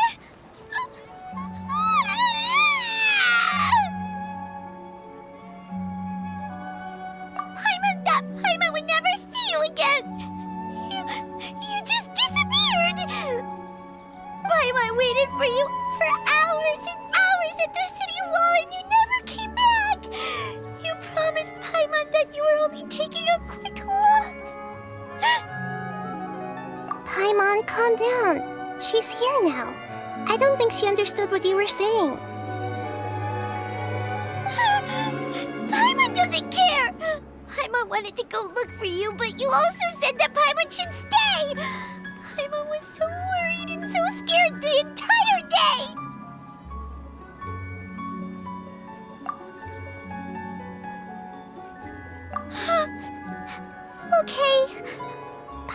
forgive you. The most important thing is that you didn't actually disappear. Oh, Paimon was so scared that you had gone into another world. Okay, Paimon, can you tell us your perspective of what really happened yesterday?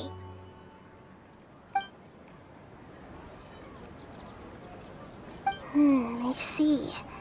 Using two people's different perspectives. After that, you left the city. Paimon kept her eyes on you the whole time, but then you disappeared in an instant.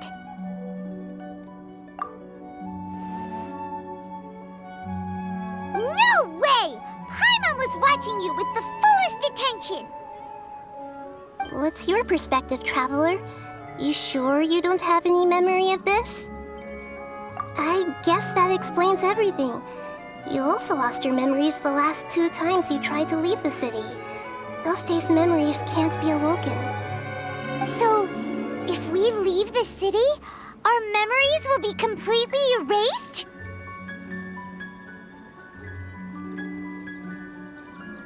It really sounds like something big outside of the city is being hidden on purpose. But this way, we'll also never discover what's outside! Something like a message?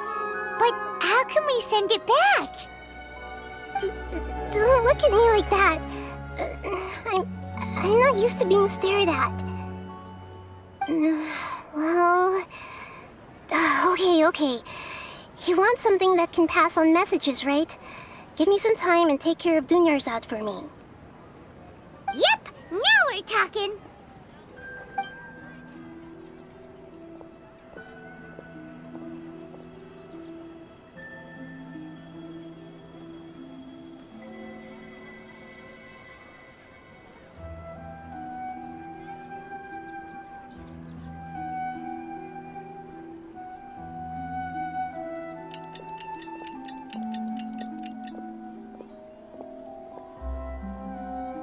I'm done.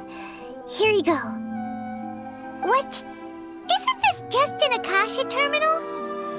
I made some little changes. Akasha terminals are already capable of sending messages. I just tweaked it so that it could connect to any node. To make something like this? Nahida, you really know the Akasha like the back of your hand. Anyway, we can use this now to record a message, right? Yep. I'll help you save the messages. It should be pretty easy to use. I just can't guarantee the user's status and signal coverage when they're outside the city. We'll never know until we try. At least we're taking the initiative now. Let's go then. Let's expose those sages! All right. Paimon isn't as worried about being separated since it happened once yesterday. But Paimon still isn't happy about it. Okay, see you tomorrow, Traveler! That covers everything that's happened so far.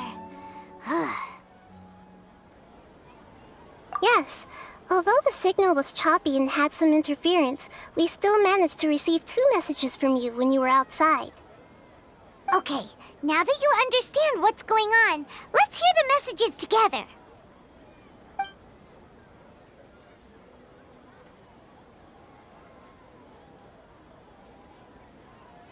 Can't go back. There are countless spaces here. Our Sabzeruz Festival in Sumeru City is just one of them. I've entered another space. Before me are flowing sandstone and howling fish. Impossible and surreal sights. All these spaces are empty, except for the occasional ones that contain mute puppets rather than people. I can't sense any human presence.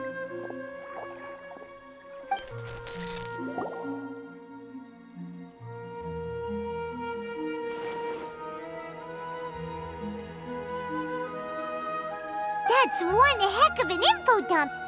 It sounds like you left the Sumeru City space when you set foot outside of the walls. But everything looked completely normal when Paimon was looking out from the inside. That's unbelievable. And if we take your word for it, the other spaces all had very weird contents. There's another part here. We only received it last night. These spaces have been disappearing, one after the other, absorbed by something like a sun in the sky. And now, even the final space has also disappeared. Behind me, a lot of spaces just appeared again from thin air. I get it now. Those spaces are actually...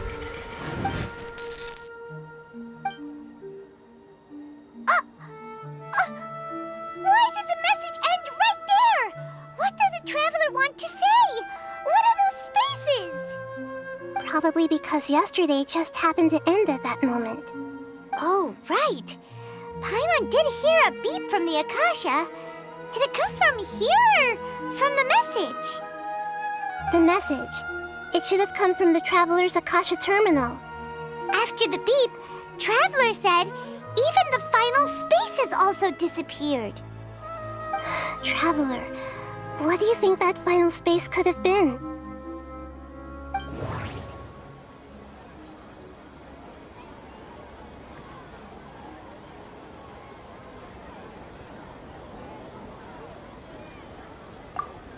All the bizarre spaces I saw outside the city had one thing in common: a lack of human presence. My impression is that each day in this samsara only ends at the sound of that beep from the Akasha.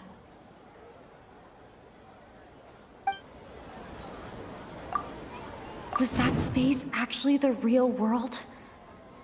But wouldn't a real space just randomly disappearing like that be catastrophic?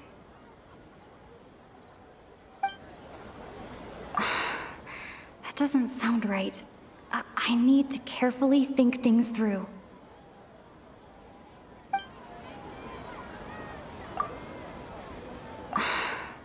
That doesn't sound right. I need to carefully think things through.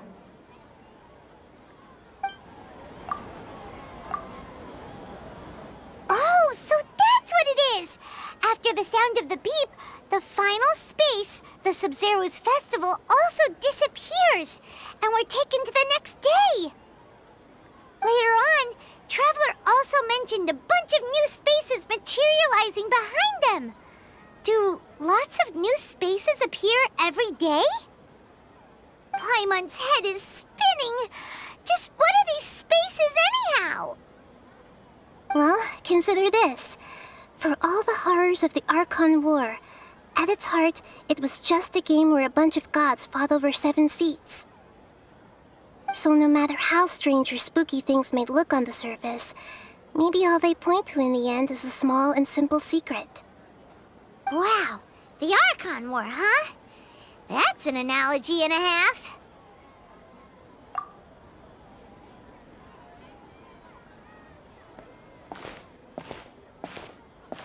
Hey, where are you going?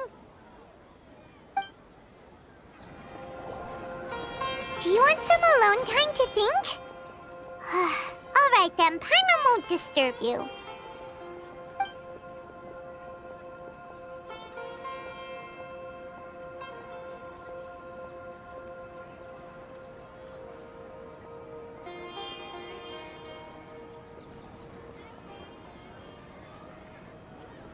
The dance of Sabzeruz is about to begin.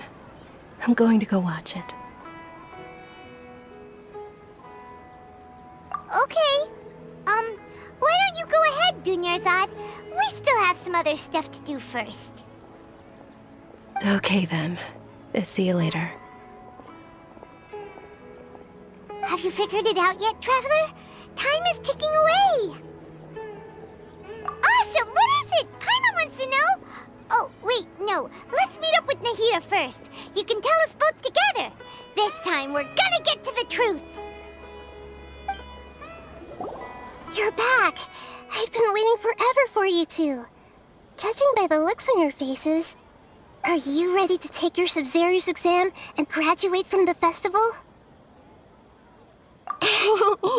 Okay. First off, have you discovered the hidden truth? Okay. Nahida said, the Akasha relies on the power of a gnosis to operate, as it is the manifestation of the God of Wisdom's power. It compiles the wisdom of the entire populace, and it grants knowledge to the people. We've already experienced the Sabzeruz Festival many times, and the day of the festival seems to be in a perpetual samsara. All the bizarre spaces I saw outside the city had one thing in common: a lack of human presence.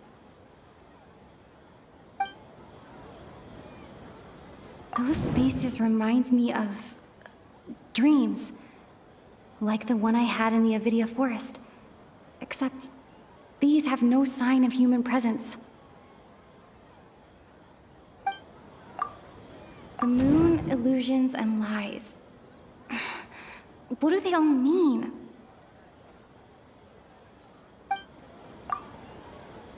People in Sumeru don't dream. What a strange phenomenon.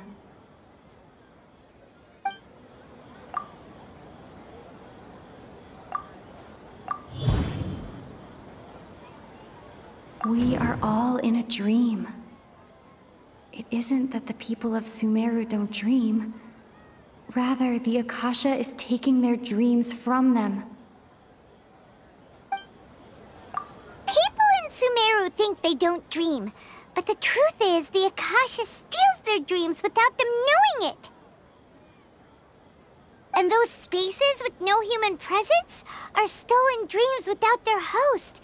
That would explain why they sounded so weird when she was trying to describe them. Huh.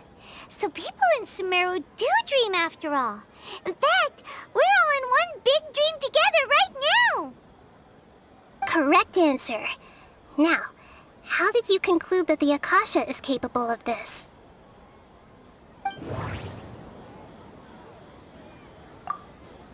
The Akasha relies on the power of a gnosis to operate. It is the manifestation of the God of Wisdom's power. It compiles the wisdom of the entire populace. And it grants knowledge to the people.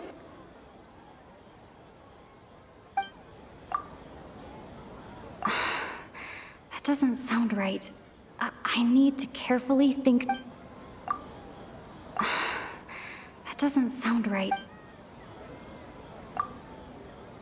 Oh, okay.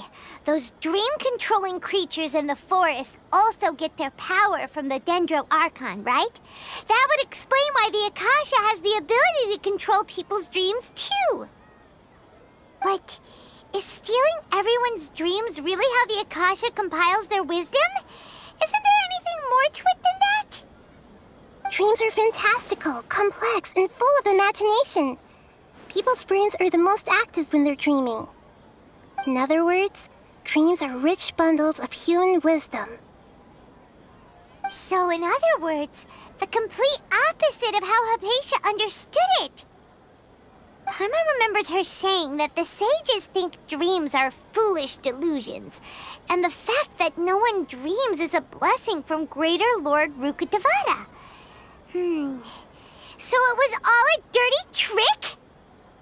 The real story is that the sages from the Academia are using the Akasha to steal people's dreams for their own use, huh? Oh? By the sounds of it, you understand the current situation pretty well. So then, what about the Samsara?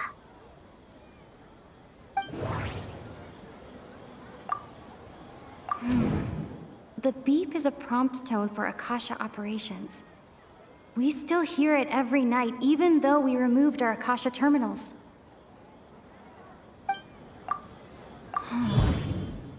Those spaces kept disappearing before my eyes, But as soon as that beep sounded, many more spaces materialized. Those dreamscapes kept vanishing. But as soon as that beep sounded, more new spaces appeared. Grand Sage said, go celebrate the birth of that god to your heart's content. Did he mean something more? We've already experienced the Sabzeruz Festival many times, and the day of the festival seems to be in a perpetual samsara. My mind feels exhausted even though I haven't done too much thinking. What is going on?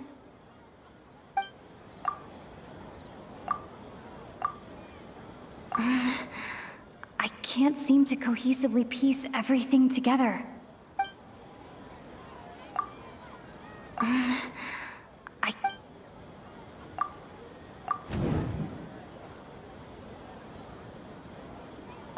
Correct.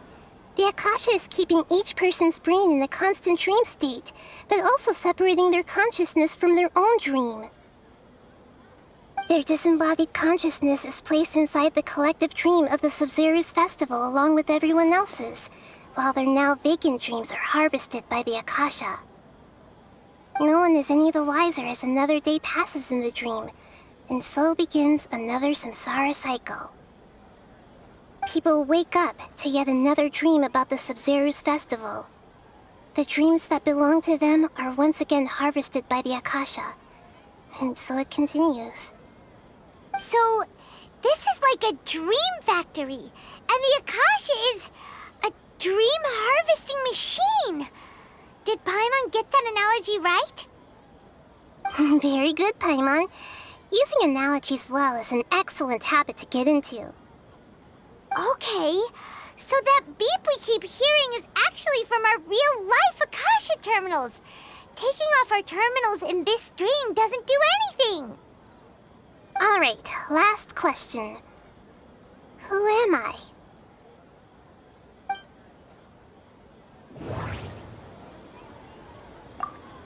They say that alchemical divination is the Dendro Archon's divine revelation. So then, if Nahida has referred to herself as the moon... Now that I think about it, wasn't illusions a hint that we're all dreaming?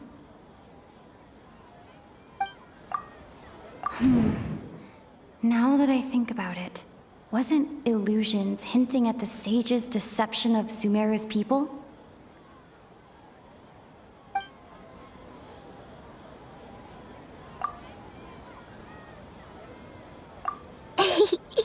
So you noticed. I thought that one would be the hardest question. That's why I put it last. That wasn't hard at all. Even Paimon guessed that. Everything about you is different. We just didn't want to expose you is all. Now that you mention it, Nahida, you've been hinting to us since the very beginning. It's funny. Thinking back to when we were asking all over the place for info about Lesser Lord Kusanali, Paimon didn't expect to meet you like this. Yes, those can wait until we're back in real life. On the other hand, I'd be happy to answer any more questions you have about here and now.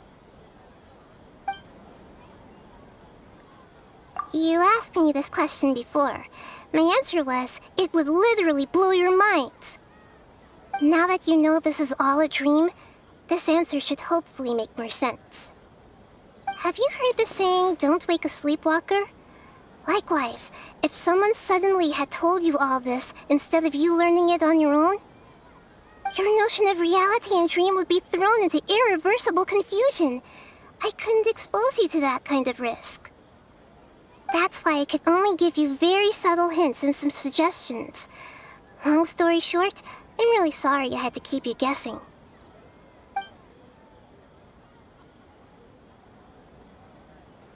Firstly, this dream we're in is completely based on reality. People have already experienced this Sabzeruz Festival, so it would be very difficult for them to find anything that strikes them as surreal. Secondly, you're probably wondering why people don't have any memories from earlier samsara, right? That's because people don't remember their dreams most of the time anyway. And in any case, their actual dreams are being taken away from them by the Akasha.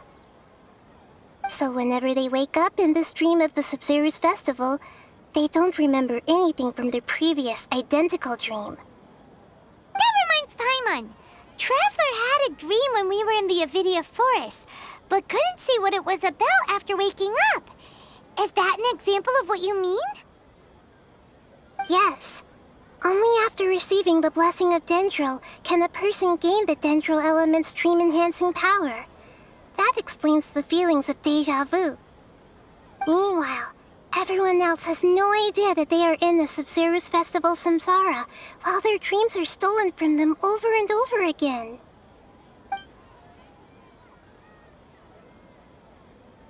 Can humans really keep dreaming forever like this? Will it ever end? And if so, when? You might say your mental fatigue has already answered this question.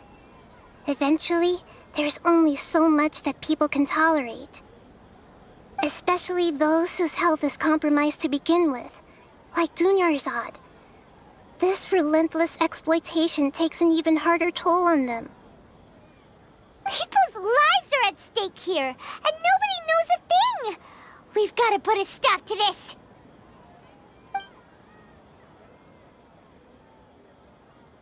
I know, right? Why did they have to base this dream on my birthday? Could it really just be a coincidence? Even you don't know the reason? Wow, now that's strange. The Academia sages are determined to harvest lots of dreams in a short time, no matter the cost. They have to be up to no good. Unfortunately, I don't know anything about it. Traveler, do you have any information?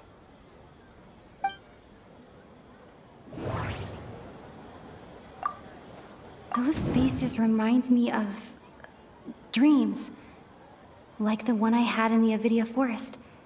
Except these have no sign of human presence.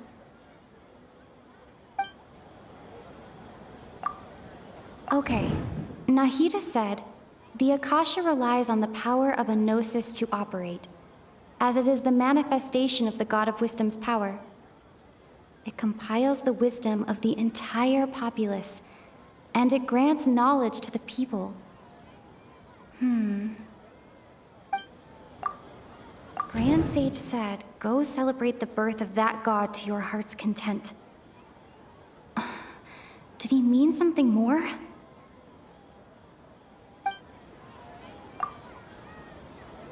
Celebrate the birth of that god? Could it mean...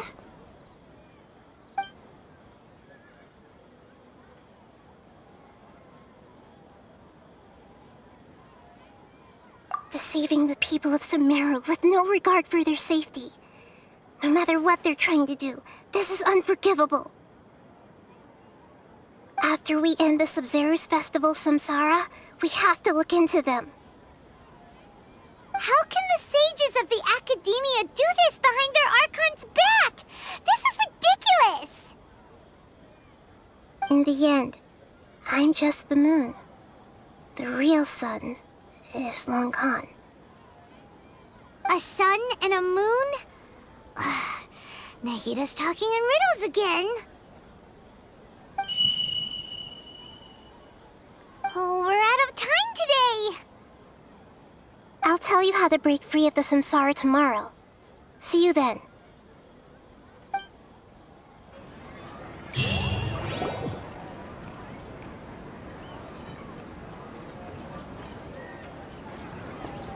Good morning, Nahida. Wait. Now that Paimon remembers everything, should we instead say good morning, Lesser Lord Kusanali?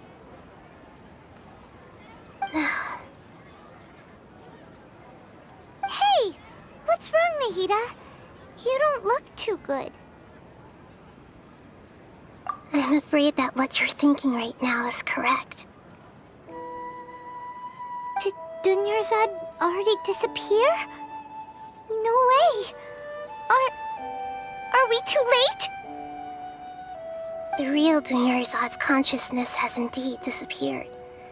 It can no longer endure the constant dream harvesting. Paimon can't believe it. Wait, so what about that other Dunyarzad? Just what is she? Is she also going to disappear? She's actually something like a puppet, but not completely. The real Dunyarzad's consciousness could no longer keep playing her role in this dream. So another Dunyarzad appeared to replace her in the dream. Just like the grass and the trees, that Dunyarzad is just a building block of the dream that helps to keep it going. But personality-wise, she's nothing like the real Dunyarzad. Puppets are stiff and can't copy a living person's vitality. After all, they're just there as filler. You know, speaking of which, the old Dunyarzad might not have been too different from a puppet. Dunyarzad truly believed that she met you within her consciousness, and it was you who inspired her. So you do remember her after all. Yes. Back then, her family was overly protective of her. No one cared about her personality or thoughts. It was as if she only lived to stall her Elazar. I just gave her a little wisdom so she could look at life in a new way, so that she could be her own person. But even so, she's still... far from it. I'm still a long way off from being a real Archon. I couldn't even save her. If I were a competent Archon, I wouldn't have let my most faithful follower die at the Sabzeruz Festival with so many regrets. Please don't beat yourself up over it, Nahida. It's the sage's fault, and theirs alone. I'm not beating myself up. All I did was to rationally observe the distance between myself and a real Archon. Don't be like that, Nahida. Even real Archons are still allowed to be sad. To prevent more tragedies like this, we must end the samsara as soon as possible. Great, but how do we do that? Although the Sabzeruz Festival dream is under the Akasha's control, only humans can dream. Even the Akasha is unable to create them. That means this dream belongs to a host who created it. Huh? So, how should we find that person? Well, if this is someone's dream, then everything here must come from deep within their consciousness. Which means, with the power of imagination, they can change anything in this dream. Imagination? What do you mean by that? Imagination means breaking through what you perceive as normal. Like when a server at a tavern brings a plate to you, you'd naturally assume that food is on it. However, if you're the dream's host and you become aware that you're dreaming, when you imagine gold and more on the plate, the dream will respond in kind, and the server really will bring you gold and mora. But right now, our host is unaware that this is a dream. No matter how many times they're served, it will always be food. Find some way to make that person realize that they're dreaming. Usually, once that happens, the person will wake up and the dream samsara will be broken. How are we going to find them, though? If it could be anyone, it'd be like looking for a needle in a haystack. And even if we did find them, how are we supposed to make them realize they're dreaming? After all, like you said, don't wake a sleepwalker. It's extremely difficult, yes. But the only ones who can do it are you two. Remember, everything you've achieved up to this point has all been for the sake of finding the host and ending the samsara. As for me, during this time, I'll be out of town. Out of town? Are you going to that place full of dreams where the Traveler went? Yes. I want to try something. There must still be a small wisp of possibility. Hurry and go. Dreams are supposed to be fantastical, romantic, and full of pleasant surprises. Unnecessary things like this samsara need to end. Paimon's still a little upset that we've come this far only for Dunyarzad to... She was such a good person, with such a simple wish. But fate was against her. Yeah, saving Dunyarzad is what kept us going this whole time. But we mustn't lose hope, Traveler. Dunyarzad would definitely want to see us save everyone else. So let's break the samsara for her sake. Paimon's wondering, do you think the sages would get one of their own to be the host of this dream? Feels like it would be easier to control it that way, no?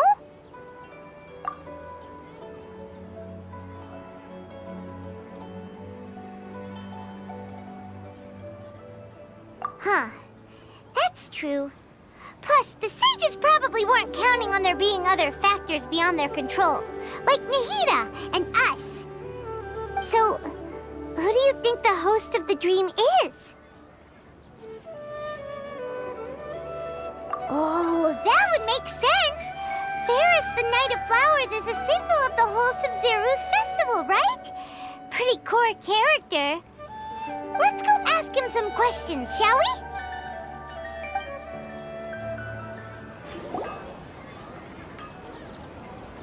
You're back. You left in a hurry last time. Is everything okay? Everything's fine, just... it's a little hard to explain. Would you mind taking part in a little experiment with us? An experiment? That came out of nowhere. I'm listening, though. What do you need me to do? Could you make a wish? You want me to make a wish? Is that a new Sabzeruz Festival tradition or something? Less questions, more wishing! Okay. My wish. Okay. I'm a little nervous saying this out loud, but I want Miss Dunyarzad to be happy. Oh. I noticed earlier that she looked a bit down, and she wasn't really talking to anyone. She just doesn't seem like herself. She's always so gentle and kind, and all the kids love her. I've also wondered if the reason she asked me to be Fairest Knight of Flowers is because I'm special to her, or something. So, you have a crush on Dunyarzad? Oh, is it that obvious? After what I just said, I guess it is. When she placed the hat of the Knight of Flowers onto my head, she said to me, I want everyone to have a happy Sabzeruz Festival. What she didn't realize was that I'm not that interested in how everyone else feels. In that moment, I just wanted to be her Knight of Flowers for the rest of my life. 50 years, 100 years, I'll serve her till the end of time. Okay, yeah, that was a bit much. Felt like the right moment to get it off my chest, but that was pretty embarrassing. Okay, I'm ready to make my wish. I would like Miss Dunyarzad to appear in front of me right now with a smile on her face. Here goes. Please come true. I'm gonna open my eyes. Oh, you're... What? Faki? Sorry, but only one portion of Yelda candies per person. Back home you go.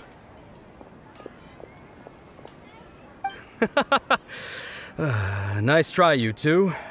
Anyway, never mind. I don't need to see her appear right in front of me. As long as she's happy. Guess he isn't the host of this dream after all. Should have expected it wouldn't be this easy.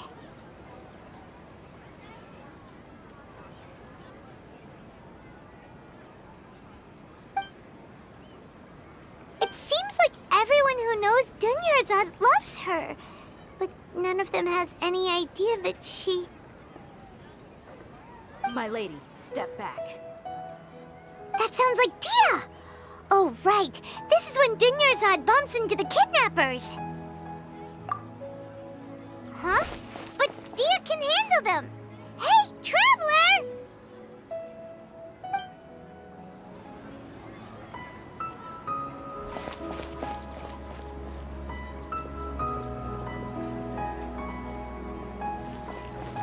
Oh, it's you. Great timing. Please take... Hey, this is my job. The homie Yannis pay me, not you. You... fine, alright. Knock yourself out. Why are you so worked up anyway? It's not like I don't trust your fighting skills. Anyway, watch yourself. So you got yourself some backup. Suit yourself. You're going down! You lucky today? Shine down!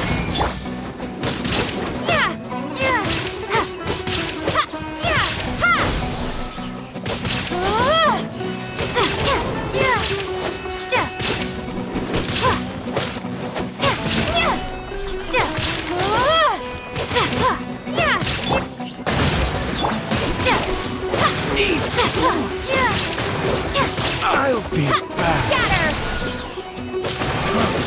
You want this one?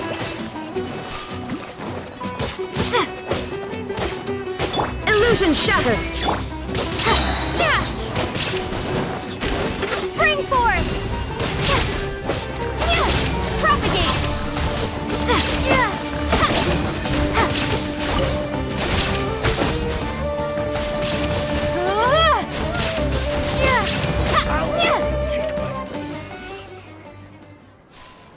Traveler, were you just taking your anger out on those guys? You and Nahida both. Dunyarzad wouldn't want to see you two like this. Oh, and speaking of her, Paimon just remembered something.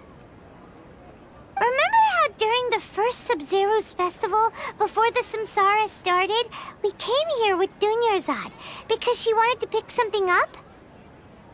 She said it was because she had forgotten something. Okay, so Paimon's memory is working so far. Anyway, Paimon also remembers that she is staying somewhere around here. She pointed it out to us the night before the Sabzeruz Festival. Yeah, even if it's only a tiny clue, it'll probably still help us more than this needle in a haystack search.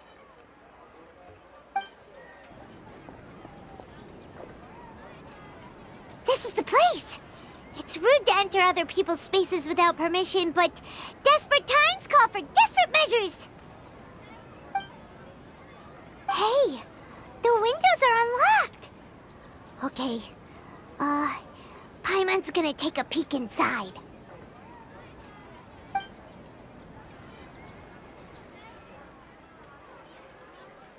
This was only a temporary residence, so there was pretty much nothing inside except this book on the table. Should we open it?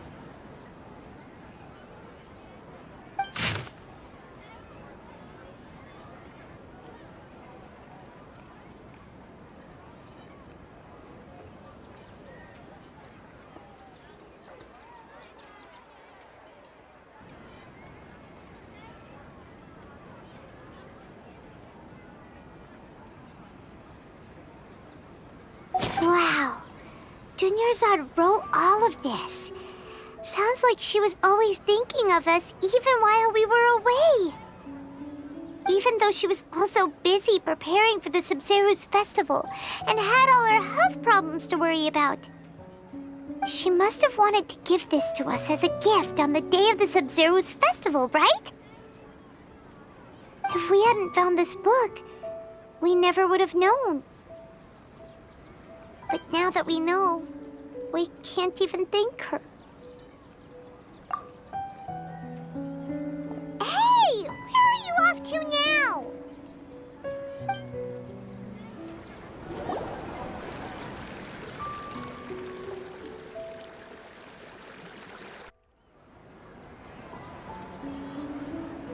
It's Dunyarzad's puppet.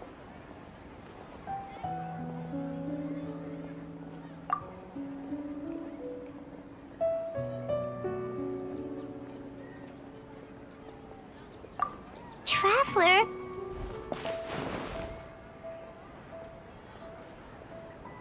You must be exhausted.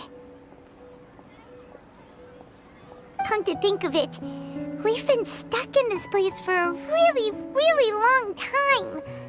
Heck, even the last time we were chatting happily with Dunyarzad feels like an eternity ago.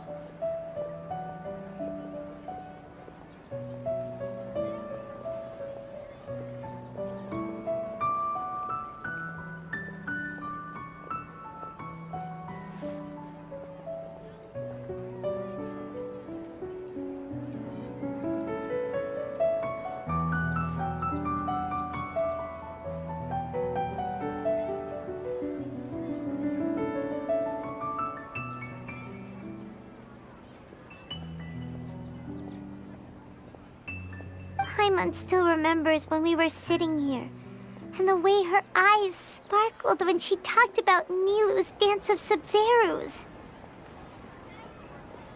There will always be frustrations in life, but I know that the point of living is not to leave behind any regrets.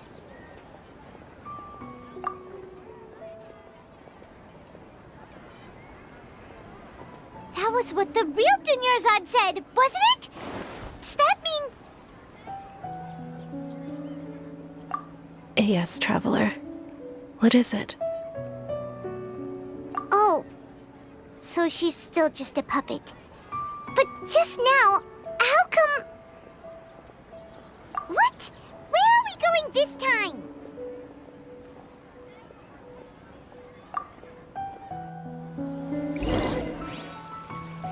If you continue to resist, we will have to order an investigation into every single event organizer. The Grand Sage has already granted you much leniency. I advise that you exercise tact. How did things turn out like this?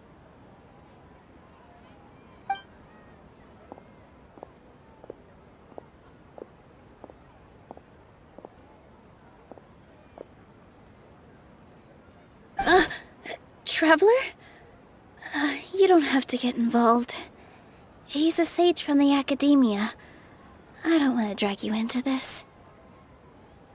Traveler? Traveler? What the heck are you doing? If you get arrested by the Academia, that's another day gone to waste!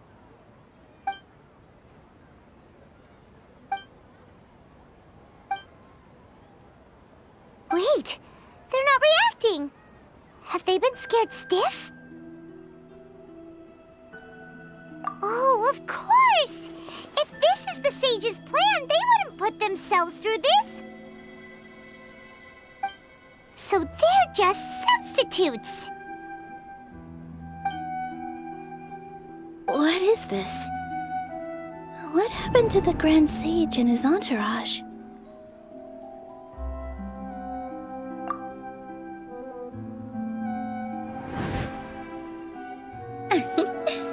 Like I said, they symbolize the goddess of flowers. It's just a shame that all the real Padisaras went extinct after her death. Yes. The Greater Lord brought forth new Padisaras in memory of the goddess of flowers. But she ultimately could never truly replicate that beautiful shade of purple.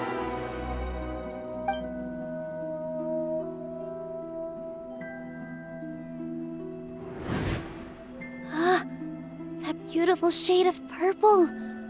Aren't these flowers real Padisaras? Just like the ones from the legend? I didn't even notice. Dunyarzad, did you find these? But didn't you just say all the real flowers went extinct after the goddess of flowers passed away? So, Al? Yeah. What's going on here? Huh? You guys are acting weird. But okay, I'll try.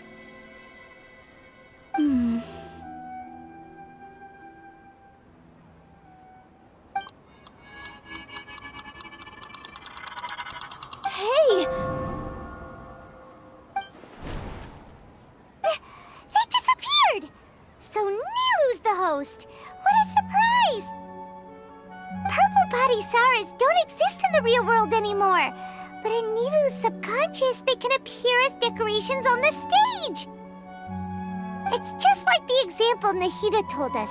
People assume there will be food on a plate, and Nilu assumed there would be real Padisaras in the flower pots. So when you saw the flowers, you instantly knew it was Nilu? But if we want to end the samsara, we need the host to become aware that they're dreaming.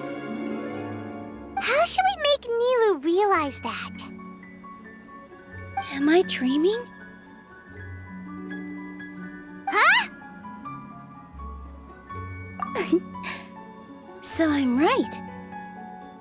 Is this Lesser Lord Kusanali responding to our celebration of the Sabzeruz Festival? Wrong guess, but you aren't completely wrong either. The point is, what made you think this is a dream? As far as you know, people in Sumeru don't dream, right? Yeah, but have you heard the tale of the first sage? To prevent a calamity, he went on a journey to find the Dendro Archon. Ooh, sounds familiar. Dunyarzad told us a story like that when we first arrived in Sumeru City. So it was about the first sage, huh? Yep, but in the part you heard, he hadn't become the first sage yet. There's more to the story. His piety and wisdom were acknowledged by the Dendro Archon, and she finally gave her blessing to him. All kinds of spectacular scenes appeared in front of the first sage, as if all the knowledge in the world was being painted onto a canvas right before him. He was captivated. After who knows how long, he mastered all the knowledge he could comprehend. Afterward, he said to the Dendro Archon, "I miss my parents, my wife, and my children. I've been away from home for far too long. They must be worried." The Dendro Archon smiled. The next second, the sage found himself lying in his bed, as if he had just woken up from a dream. His wife, lying next to him, said, "You're off to search for the Dendro Archon today, aren't you? Have a safe journey, my love." In the end, the first sage took care of many disasters in Sumeru City and founded the Academia. What a happy ending. So, the first sage was dreaming ever since the beginning of the story? He never went on his journey? Yes, but his faith and determination were conveyed to the Dendro Archon, so she blessed him in the form of a dream. Paimon understands where you're coming from now. That's a really interesting connection. But we really gotta wake up soon, like the sage in the story. I see.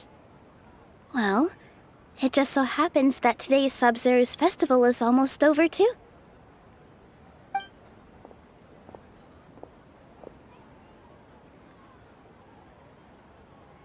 Since we're in a dream, let's make this final dance of Sabzeruz as beautiful as we can.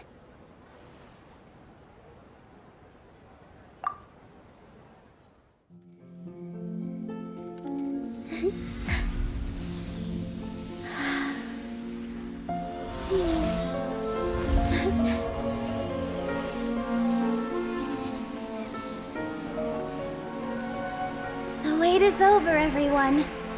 I dedicate this to our god, the dance of Sabzeruz.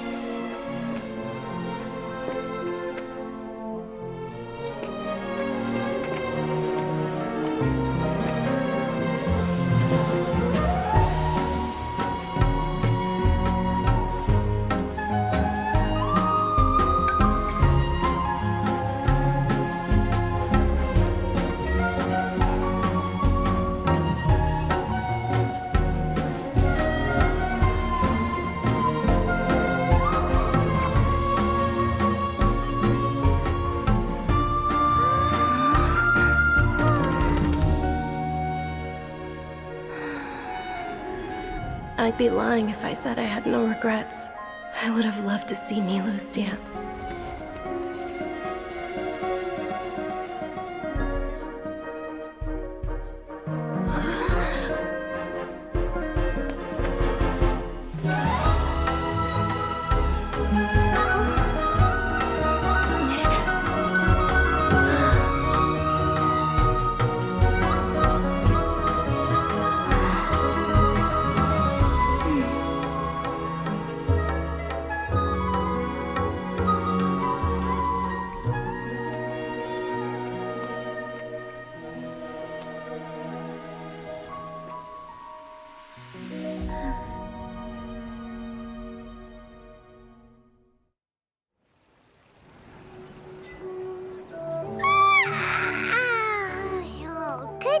Traveler. Oh, Paimon feels like she's been asleep for the longest time. Paimon's head feels super heavy. Did we oversleep? Do you even remember going to sleep last night? Paimon thinks it was after the Sabzeruz Festival. The Sabzeruz Festival! Have we finally escaped from the Sabzeruz Samsara? Quick! Take off your Akasha terminal!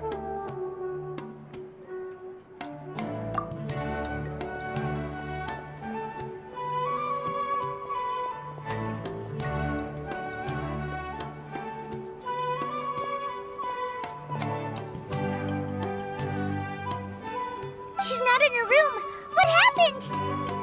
Huh? What usual spot?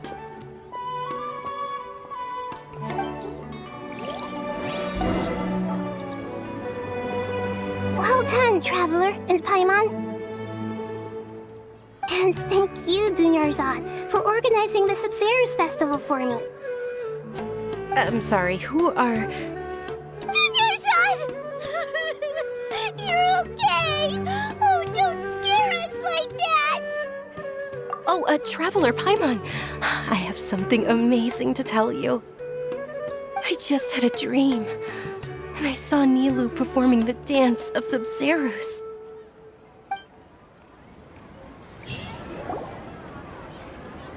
You're actually Nahida, aren't you?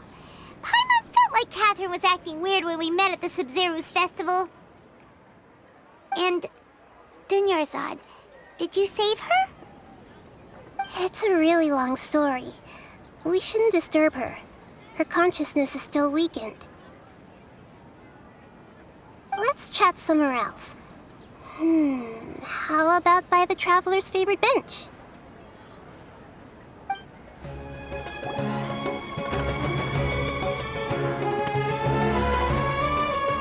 Let's talk about Dunyarzad first. It's such a relief that she's all right. After we parted on the last day of the Sabzeruz Festival, I left the city and saw what the Traveler had described.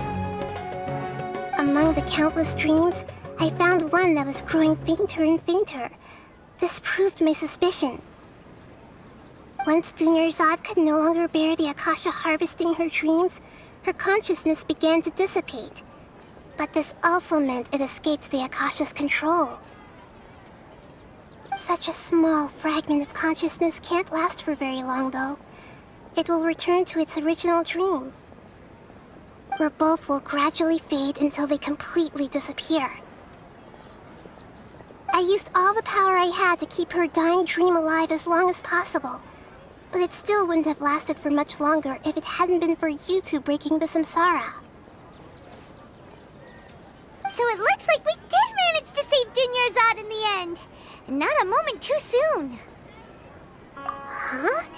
Why are you two smiling so happily? I thought you'd be so moved that you'd start crying. I need to spend more time observing human emotions. Both are fine. Everyone reacts differently. All right. You two must have a lot of other questions for me, right?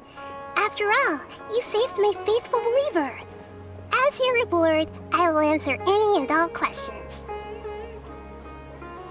At the Avidia forest, there was this incense that made the traveler fall unconscious and dream of a huge tree and a red sky. You also heard someone's voice, right? It said world and forget me. Yeah, so you do know! We've been wanting to ask you what that was about, and if the red sky was related to Conria.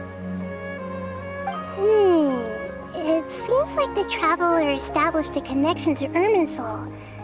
That was a message left by Greater Lord Rukkhadevata's residual consciousness in Irminsul. Perhaps her last memory before she died. As you two probably know, Greater Lord Rukkhadevata disappeared after the disaster in Conria. The timings of these events do line up, so your suspicions are reasonable. A message from Greater Lord Rukkhadevata? We thought it was from the Scarlet King. The Scarlet King? That god who died even longer ago? Some present-day desert dwellers still worship him. You probably just heard some of their conspiracies. Okay, so what does the message mean? I still haven't managed to decipher it. Even the Akasha isn't currently capable of doing that. Greater Lord Rukkhadevata's residual consciousness in Irminsul seems to be contaminated with something that has a very dangerous aura to it. Many devoted scholars go mad as soon as they connect their consciousness. I've warned the Academia about this many times, but people still keep falling victim to it. But I believe this is the key to saving Irminsul. That's why I've kept trying to decipher it. So the tree in the vision was Irminsul? Oh, Tainari also said that Irminsul is sick. Is it because of the contaminated consciousness? But even if you can't figure out what that vision was all about, it seems like our search for you was all in vain. The traveler wasn't affected after coming in contact with that consciousness. I've never seen anyone like that. With you here, we may have a chance at deciphering it. No, we must decipher its secrets. I've already eliminated all other factors that might affect Irminsul. This is the only one left. This puzzle has life and death at stake. It could determine Irminsul's fate, as well as Tevat's.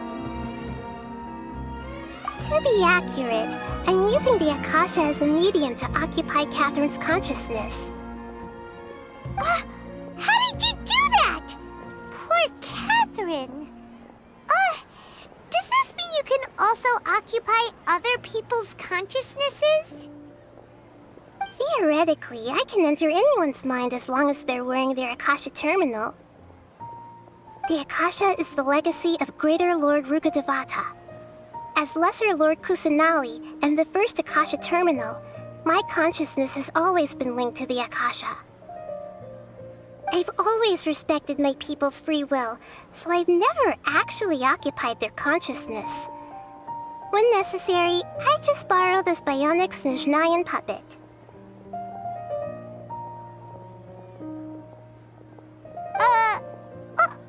Hold on. Did we just learn some deep, dark secret? So Catherine is... No wonder Paimon felt something was off about her. What about your own body? Why do you need to borrow other people's? Don't you live in the sanctuary of Surasthana? That story begins a long time ago. After Greater Lord Rukkhadevata disappeared, the sages found my newly born self and took me back to Sumeru. At that time, I was young and weak. The sages kept me in the sanctuary of Surasthana, ostensibly for the sake of protecting me. But I've hardly heard from them since. However, I do understand that they had hoped to find Greater Lord Rukkhadevata instead of me, a symbol of her passing. So, the sages basically put their new Archon under house arrest? How dare they! Why don't you teach them a lesson, Nahida? In some ways, they aren't wrong. Greater Lord Rukkhadevata was omniscient and omnipotent. Even after her death, the Akasha is still empowering this nation. And I'm still really far away from being able to call myself the God of Wisdom. Moreover, the Academia is also more proficient at governing this country. My existence has little meaning. Yeah, you got a lot of believers. Just look at the Sabzeruz Festival. Everyone who showed up truly loves you. Thank you for the kind words. But I honestly don't need physical freedom as long as I can connect my consciousness to the Akasha. Trying to find a way to save Irminsul is my life's mission and top priority. I will work on that, and try to live up to being a deity in the meantime. Every once in a while, I will also take up the duties of the God of Wisdom and enlighten a lost soul here and there. Doing all that should be enough. There has never been any big problems with the Academia's governance of Sumeru. This is the first time I've seen them step out of line. I wonder what caused them to go down this path, and what they hope to achieve. Even though the city's residents haven't noticed anything strange, if the Traveler hadn't broken the Sabzeruz Samsara, the situation could have become dire. I tried to do some investigating in the Akasha, but I couldn't find anything suspicious, and all the people of interest seem to purposely avoid wearing their Akasha terminals. I think they're deliberately trying to hide something. Oh, that reminds Paimon. In Gandharvaville, there was a sage who had invited Kainari to join some kind of project. Could it be related? Regardless, I need to first investigate the sage's motives, make things right, and punish them if needed. But I'll have to be discreet, or they'll see me coming. You mean how the Akasha stops you from having dreams? Yeah, it's been such a long time. No one's noticed something's up? It's not that no one noticed. It's more like no one cared. Ultimately, it's all rooted in the sage's misdirection. Misdirection? The sage has convinced everyone to believe that being unable to dream is a sign of rationality and wisdom. Not dreaming is a badge of honor in Sumeru. Even if the truth is that their dreams are being reaped by the Akasha. With their propaganda in place, the sages can maximize their use of the Akasha to facilitate their research.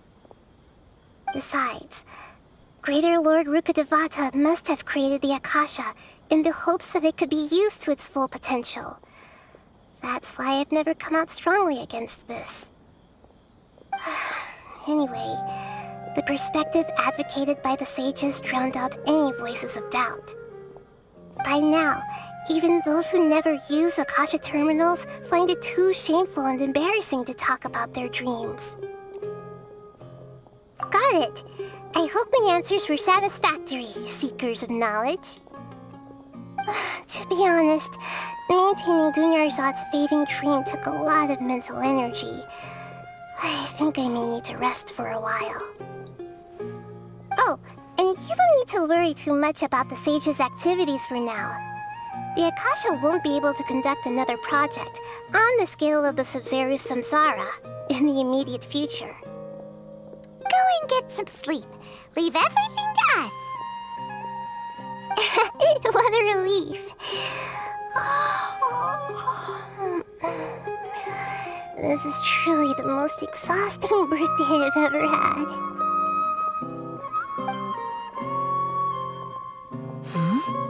Traveler? Paimon? Why am I here? Do either of you know? Maybe you were sleepwalking. You know you can't wake up a sleepwalker. We happened to walk by, so we thought we'd wait for you to wake up. I see. Huh. I should visit my maintenance personnel sometime. Oh, I'm fine. I better go. Thank you.